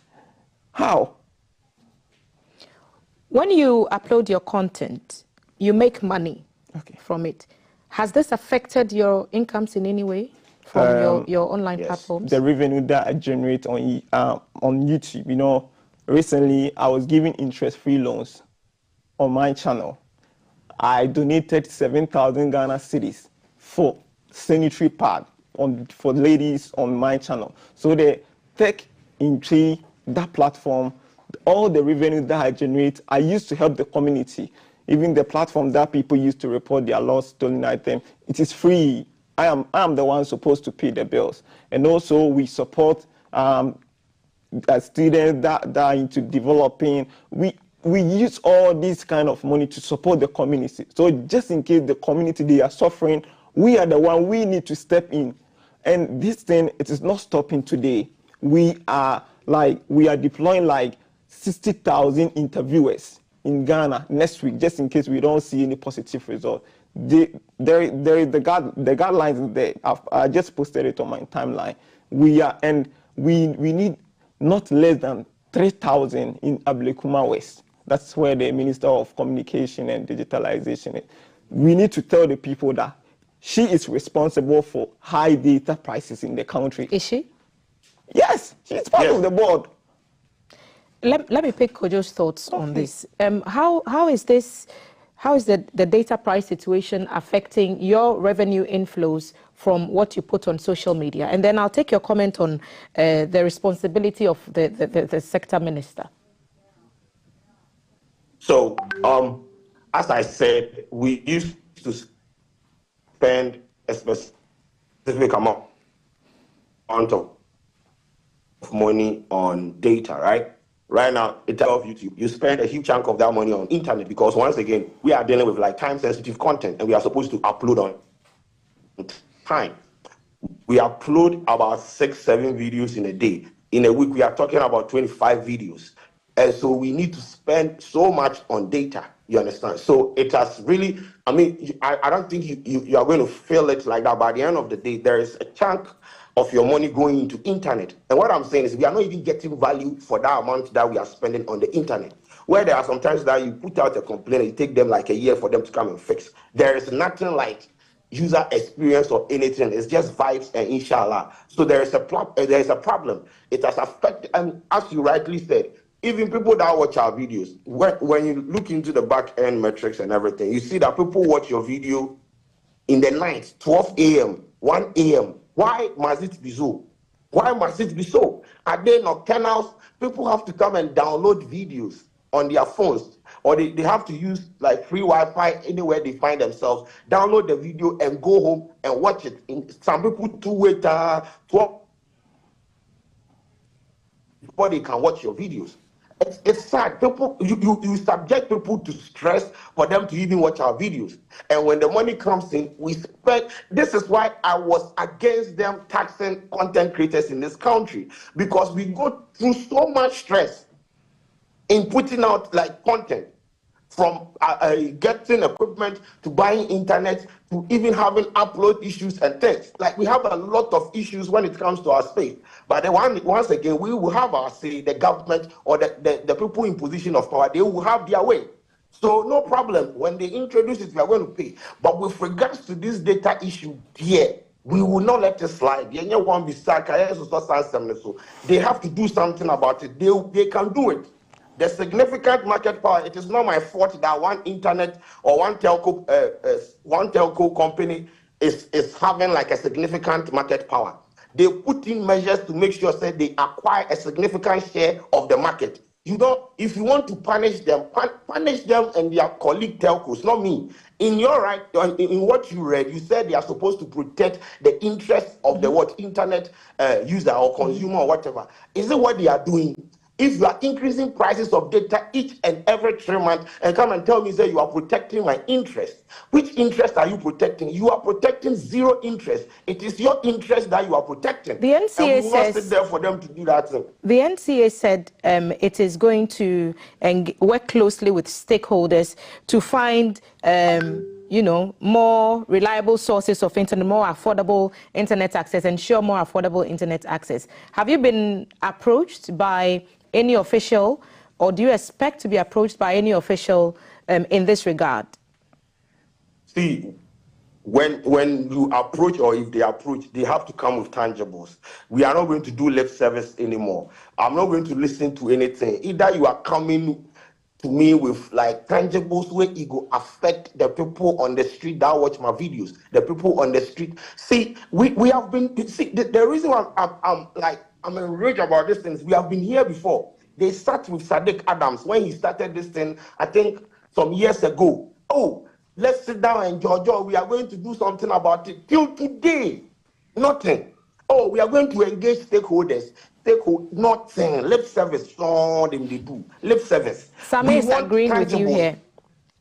Sami is agreeing with you here. I want to, so whilst the costs remain as they are, what are some of the strategies you are employing to make sure that you keep your costs down? Okay. Are you having to do anything different? You mean about my campaign, or? Yes. Okay. What have you had to change? Have you had to reduce some of the work burden? Have you had to reduce content that you put just so that you can afford the data at the current price? No. All the work needs to run because of the data prices. I need to work multiple. I need to get multiple sources of income so that I will be able to afford the data prices. Now, so currently, as the campaign is going on, we are not stopping. As Kojo said, we are not stopping. It is going to continue for months. And the message here is the government needs to reduce data prices, not the MPP government, the government. So just in case there is a change in government, still the government needs to reduce data prices. We don't care about the government names. All we need is Nigeria, Nigerian, the same MTN, they are enjoying 100 gig for 100 Ghana cedis, 95 for 100 Ghana cedis. The same MTN, not different MTN, same MTN. So as a Ghanaian who is using MTN now, we need to see something like 80 cedis, 80 gig for 100 Ghana cedis or 70 Ghana cedis. That shows that at least they are protecting consumer interests. What's your issue with the data that expires? That one is camouflage. That kind of implementation algorithm is camouflage. It doesn't expire. Someone just buy a 50 megabyte. They say it doesn't expire. Finished. So what yeah. Kojo, what's your experience? Have you had to rearrange the way you work because the data prices have gone higher? Yes, as I said, so right now we invest. See, when I started, I said I was using one internet service provider, right? It wasn't reliable, so I had to bring in independent internet service provider in. So they came to install, and so when you come to our studio, you check the roof, you go see a lot of internet mass, like a lot of them they on a rooftop because we can't trust one. So I used to have just one. Right now I have three, and I have a turbo net. So 4, because you can wake up today and one of them will choose to misbehave, of no fault of yours, no. And sometimes it goes around to like 1 week. And you see, if you don't have any other alternative, you will struggle to upload videos. So I have invested in all these things, and it comes at a cost. So you use multiple networks. You use multiple networks, not just one. Yes, not just one. So I have to load them with internet. The TurboNet is getting internet. The Telecel is getting internet. The Spectra is getting internet. There's another one that I've forgotten the name. That one too is getting internet. Is there ever a time when you've switched off? So, for example, when you call the telcos complaining that your data has run very quickly, they suggest that if it's not in use, turn it off. So some people have resorted to turning the data off, putting it on flight mode back and forth to manage, the spending on data. Does that work for content creators like yourself, Kojo? Madam, this thing that they are talking about, now if I have data on my phone and I'm not using it, I have not opened any app, the internet is supposed to be intact, right? I'm not supposed to check it and see that about 20 or 50 megabytes of my internet has been deducted. No. More times, I always argue that there is some spirit with the data. I don't get it. Normally, when you go outside the country, I don't see people putting their phones on flight mode just to save data. You people know what you are doing in the back end. If I have internet, it is supposed to be on my phone. And when I'm not using it, it is supposed to be on my phone. It is not for you. If all apps are not working, the alarm clock on my phone doesn't use data. So it is on you. They keep giving us excuses. Switch off your phone, put it on flight mode, switch your hotspot on and off. And no, they need me. Just give me stable internet and let my internet be what? Be there intact and let it be affordable. We will not revisit this conversation again because their necks are going to be tired because every single day we will demand for this thing. It is practical, they know it. But now they are sitting in their offices watching us. They look at this big-headed guy. They know it. They will do it. And we will demand. GTV, we're having a conversation about data prices and how it affects content creators, especially in this digital age. 55-610-34. Join our conversation with your experiences and your thoughts and comments on the matter. CEO of Techintree is our guest at the table on our Zoom platform. Kojo Sheldon, another YouTube content creator and businessman as well. Sam, you mentioned a timeline of what you were going to do and when you're expecting to share that. To reduce the data prices. Now, they can take action now. And also, just in case they don't do it. And the most effective part is on the 7th. We have drawn the plan. I used like 5 months, like weeks, months. It is going to continue like several months. And it is not just ending now. just imagine that someone on the 7th of December, someone is going to vote, up the phone and say, watching the video, seeing something, the government is the one fighting against us. You see, it is going to be more effective there on that very day. So it is that's the reason why I said we are effective and relevant. So very, very effective. Tech Entry is on X. You can follow them. Posted over the past several hours, and it's continuing to call on leaders to take all this. The hashtag you're using is dissolve NCA board. Okay. Why dissolve NCA board? Okay. We telecoms, the foreign investors, and I am the citizen, and we are supposed to pick 1 or 2 people to go and negotiate something that is against me. You already know that I'm making me. You are making decision against me. That means I should dissolve you. So you're fighting against me. The other hashtag is NCA are the enemy. Yes. But then my question is, in their statement, they make the of things, but they also want to protect the business interests of the other players in the telecom space. And they are the enemy?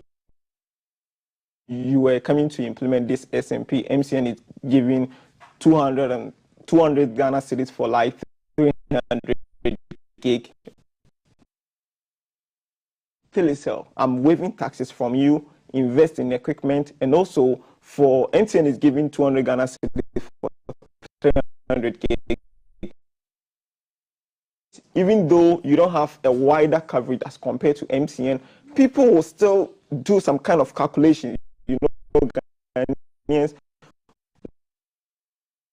when I go to this place, I'll get good coverage to be able to download all my stuff. People will choose because they are the quantity of data as compared to MTN. But if you are to just make the decision that you people should reduce the that they are reducing the prices, all the telecoms. Right. Let me pick Kojo's thoughts. The hashtag NCA board, and that NCA are the enemy. The NCA says, as a regulator, it needs to be sure that yes, data prices are high, but they are maintaining the competition healthy in that space. Why dissolve NCA board? The boys in the WhatsApp group watching this video, they are saying it's buffering. It is not because of your systems in the studio, it's because of the internet. So yes, they should fix the internet issue in this country. Once again, the NCA board. We have 2,000 boards, and we are engaging stakeholders. We are looking out for the interest of the consumers. Obviously, they have failed.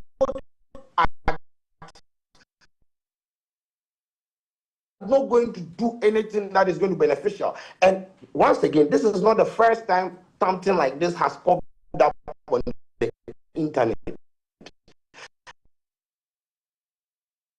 For the stakeholders, they sat down, committee and everything, and they just ended up doing nothing. It means they are championing. So obviously they are the enemy, and they are the pathway to getting some of these things done. And if they are not getting it, when you put people in positions of power and they don't get the jobs done, do we have to reward them with another extensions? No, we get them out. implement. See, at the end of the day, it is consumer first. Wrap it up for me, Kojo. It sounds from mind. Is this an online protest only, or is this going to eventually become something we'll see on the streets? Could you out? Oh, if Tech in Tree says we should show up on the street to demonstrate against this government, then ask me, I will be in the front row holding a placard. Oh, if Thank they say you. we should come, we all will go there.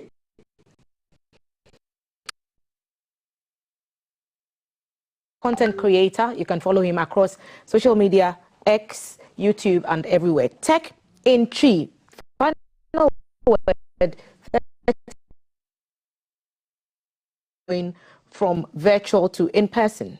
Okay, for now, the original plan, it is digital way. They keep on posting stuff that will escalate issue. I'm not the one who started the protest, because I can see that people that kind of hashtag, because I am sticking to the original plan now. Yeah. Thank you for sitting with us this morning and for sharing your and founder of Tech in Tree on social media. He's a YouTuber and a businessman. Kojo Sheldon, who also joined us via. They've been sharing their thoughts on the high cost of data in Ghana currently, and they are calling on the NCA to ensure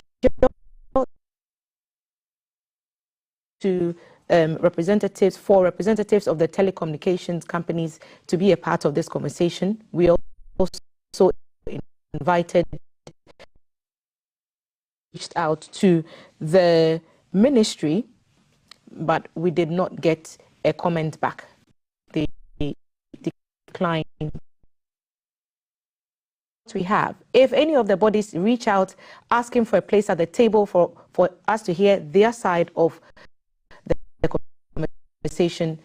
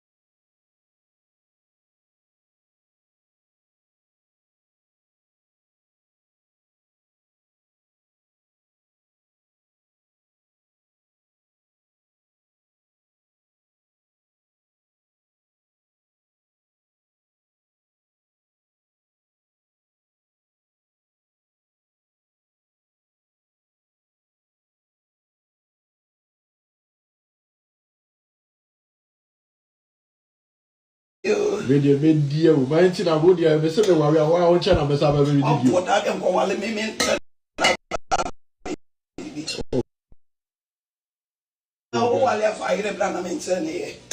We are sorted, seeking some. I don't know, yeah.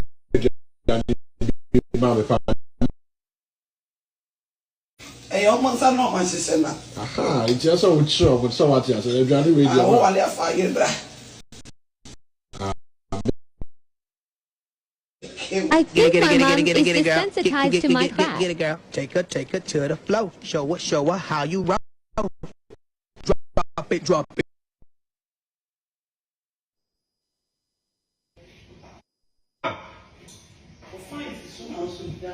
Oh, come. I want to make you stop. Hey, you're looking nice. Where are you going to? You're going to market. They look so good. Wonderful. And I'm person to treat you on some nice breakfast. And also there. We think we share. Who video? Nice breakfast. They are fasting. Oh, you're fasting. Don't worry. She will get.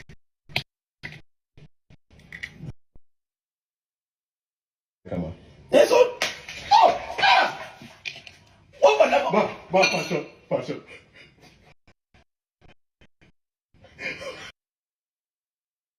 Saying that I'm East African. I know that my mom is West African. My dad is West African. Dad. Your real dad? Who's your real mom? We've all seen the gets into the DNA results. So according to my DNA, I'm actually 95.2% West African. From Ghana, from Nigeria, I'm 22.3%. From Senegambia and Guinea, I'm 5.2%. And then like 0.5% is European. And so yeah, I'm West African. We have foreheads here too. Welcome back into the studio. Our segment this morning showcases families who create content together, sharing their creation on social media.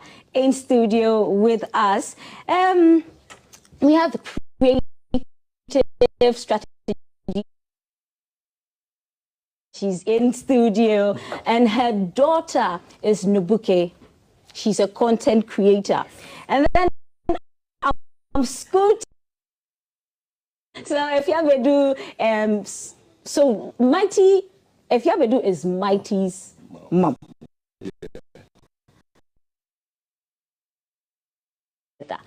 So, I mean, I follow you on TikTok. Yeah. Is it a spur of the moment thing? You and she's like, when did she do this? Like, do you catch them unaware? Yeah. Yeah? Yeah, I do. I do.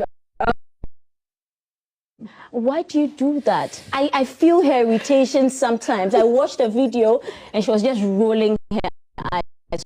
Why do you do that? I just, just want to grab my phone and just show it to the world. I'll come to your comments. Hold on.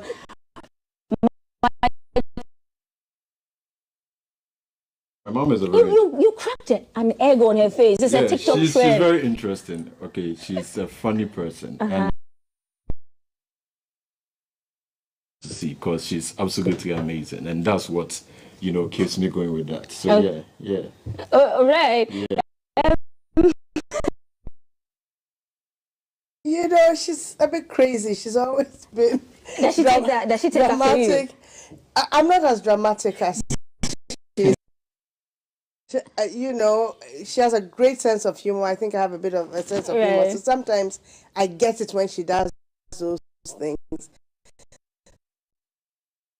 She jumps in front of you, dancing. When you were just having a conversation, me, my mom, dances in front of us, and we're like, this child is just crazy. But you love her to bits. Oh, yes.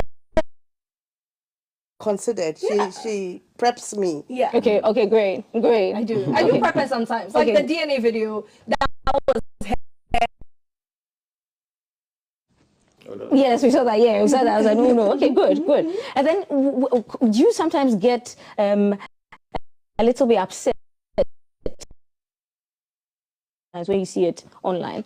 Not really. Yeah? Not really. What surprises me is what doesn't. It doesn't make sense to me at all. Maybe I'm being too intellectual. So she does certain content, and I love it. Good for the world to see. And she does silly, trivial. I'm like, this viral, and I'm like, I don't know. There's something with their generation. Efia Bedu. Yeah. I mean, without permission, because my teacher will Efia Bedu or a video now. Oh, yeah, bono. And the permission said, me Efia Bedu. Me ma me also me toso 10. Whoa. Yeah. Wow. Hey. And by him and be my Emma 7. Emma 5.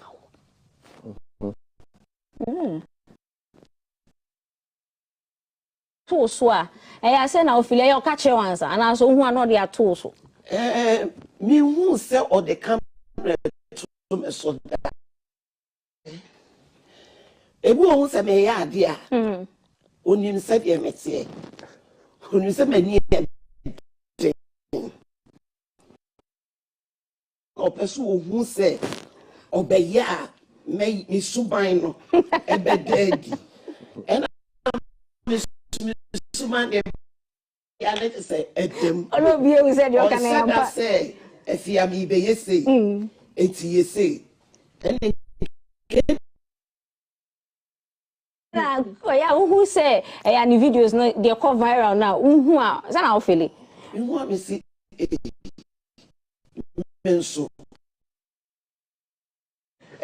Emma manage because maybe a friend no be a yen.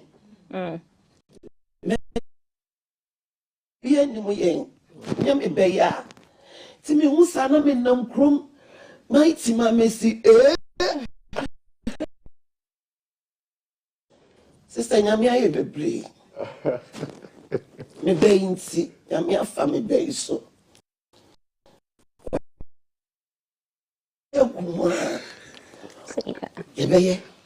Yes, we are trying your best, son.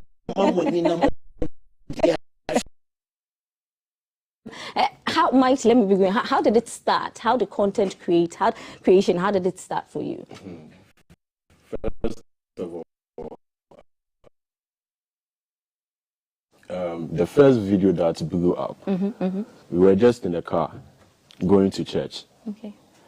And we were vibing to up the phone and then take a video of it. And this woman just said, Kewa, in the video. I'm like, how it go? Because I wasn't having any expectation towards it that it should go whatever. And when I posted it, the video just went poof. We just pick up some ideas from there and see how she's going to be reacting towards it back. It's not like maybe I sit down with her to be heard. For some, across social media and under the TikTok videos, some were saying it was scripted. But then when you watch the videos, you realize the reaction. It does the same time it happened.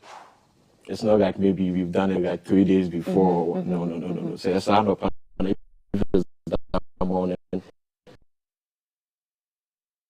Well, it depends. Okay. So the ones where she's frustrated all the time, those ones I'll say, and those are not. Those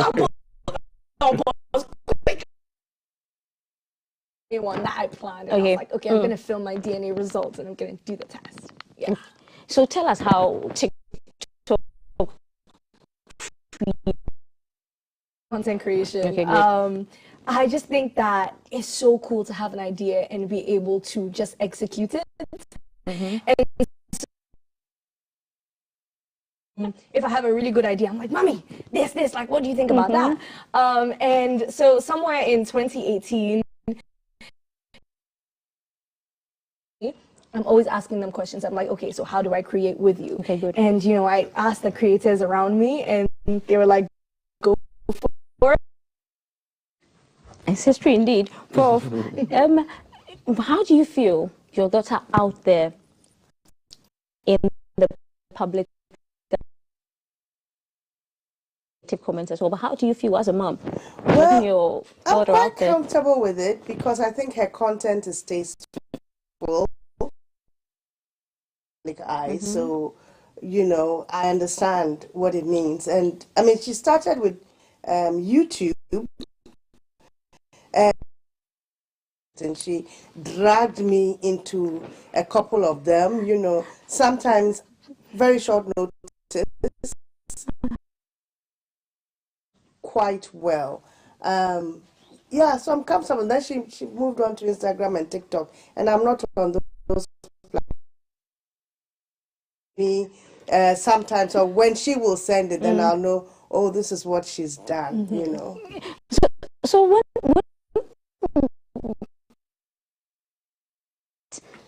Yes, because a lot of them are sending it to say, oh, I just saw Nubuke on this, or you and Nubuke. Always is, often it's positive and funny, and then if they know her very well. I actually got one, and I could see it was the DNA one. Yeah. And the person who sent it to me seemed unsure. I didn't understand to publicly be asking who her father is. And I said, it's just a joke. That's it. What I did. Self-conscious that she did that. Because, I mean, we joke like that. Right. Yeah. And Ibuka, how do you feel? I mean, when people realize Prof is your... Because apparently she's very serious, and she's, yes, you know, us out here, we see her as a very serious. You would my mom every day. So I don't. I'm like, yeah, that's my mom. Yeah. And that's it. And that's her person. Yeah. As a public figure. Yeah. Will put some weight or put some weight. You've always raised me to be very independent. And so I've never, even growing up when I wasn't on social media, I never, you know, my own path that I was chartering. So, I mean, if you watch Audrey and you like Nibuke, man, you gotta like what you like. When she was born and her personality started coming out, and it started coming out very early. I think this child talked before she was 1 year old. You know, my mother told me, because my mother also has a great sense of humor, my mother told me she's you and a half. Think of her as me and a half. So that means you do better. You go further than that. How about you? When it comes to creating your content, before we came on air, I heard you say, what does your content, what trend does it follow? Does it have a theme? What do you look out for? So for me, it's just the appearance. Okay. Because most people or most children do not have some kind of good relationship them or even talk to them about certain kind of issues. Yeah. Because they feel like there should be that kind of respect, but I feel like if you are more calm and you're able to open up to them. So that's the kind of relationship I have with my mom, and I feel like comments when people see you in person? What are some of the comments you hear? Oh, they be a ma.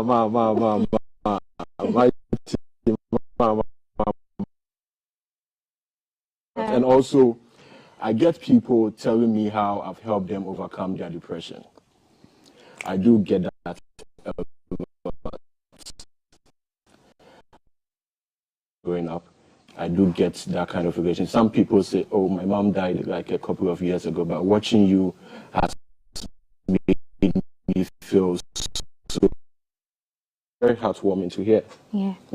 How about you, Nabuke? When you get these comments, what are the comments that you get? Yeah, I mean, I'm very pushes people. I'm always like advocating for people to really just go at their dreams. If they want to express themselves, they should do that. Right. And I think even when the aunties and the uncles, you know, the ones that aren't close, but the ones that are on the outside, they see something, they can't comment on who I am, because like, if my mom is I can conquer the world. This is great, but this is you two supporting your children. If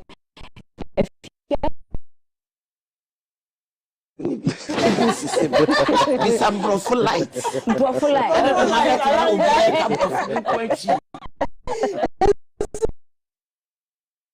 You have to be my friend. You can relate. Me to mommy followers and you won't ask me English. English. So, if you ever do, there are some parents who have talented children. There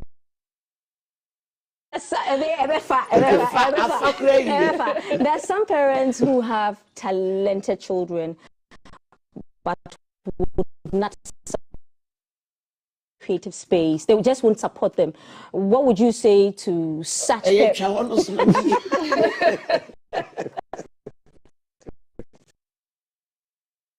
Megan Chi. Matsi brofonas. Nakasa medem anono. It's mean makes them mochi. And collaborate wa adwuma chede. But awofo no empene so. Ewo TikTok ana Instagram de ben gram. Say me see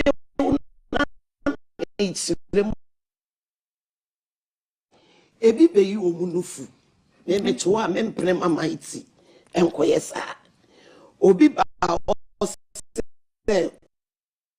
sabe so ne beda e wo TikTok etimi ye oba pan mama iti onko a e ka say hey ana wuko bi me mpene eti die ma wofo bebre so no social media kwana me se me ma order because of niema bia na me hu but etire na me hu ye na me se pone wo eti die obe follow no enen ebe boa eti me ka kira wofo ni hwe me se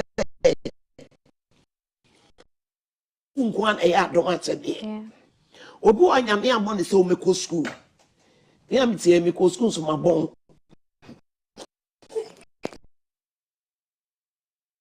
School pa mean to mention letter there, and you may die because that are not letter thrown. Oh, me make us say bedu, from to me say I. Me you be uncle letter. It's me no mean. Yamin sramu. And I'm also actually twice because of Osofo dying. But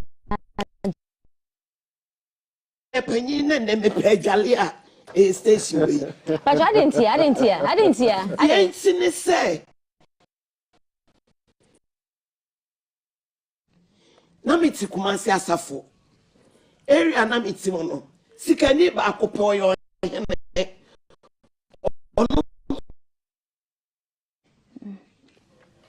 Na wo kofie ho no ane benyi na awie varsity udru fie ni gate no se no mo hia wonum wedale Minyale kan, unyale ntimi entam papa hall. If I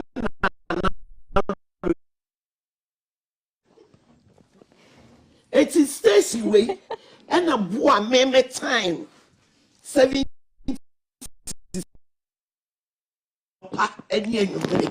it is our fans and it Mighty, thank you for putting your mother.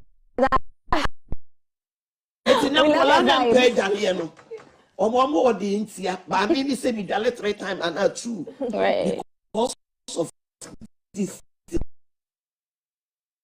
It's easy. On shall my medocono, on shall suffer easy. So, it's our phone, Mama Quine. A big opportunity for our four because I just come away, man, of the no, was a dear name, a banana, a dear, a dear papa womb. They come on ye. The basic Christo dear. Amen. Amen. If you look to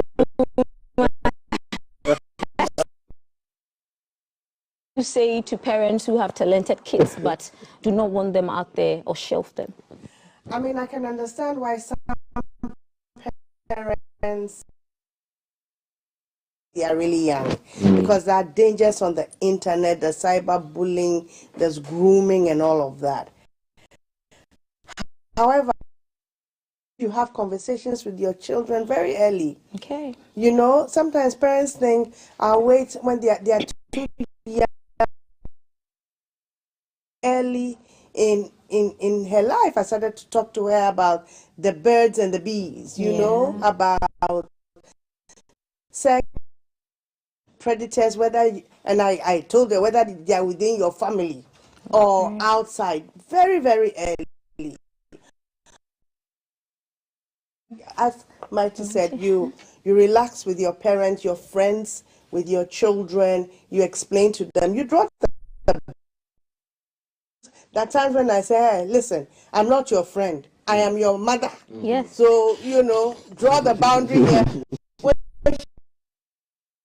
We're friends, right? Yeah, yeah. So then they open up to you, and then you can nurture their talent. I was also raised,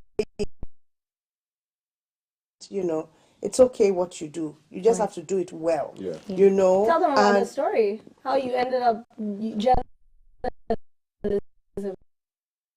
And so I study drama. Okay. And my mom allowed me to study drama, and that's like very shocking for a lot of people because they're like, I study drama because I want to be an actress. And she wanted to study journalism, and she had to kind of like butt heads with her.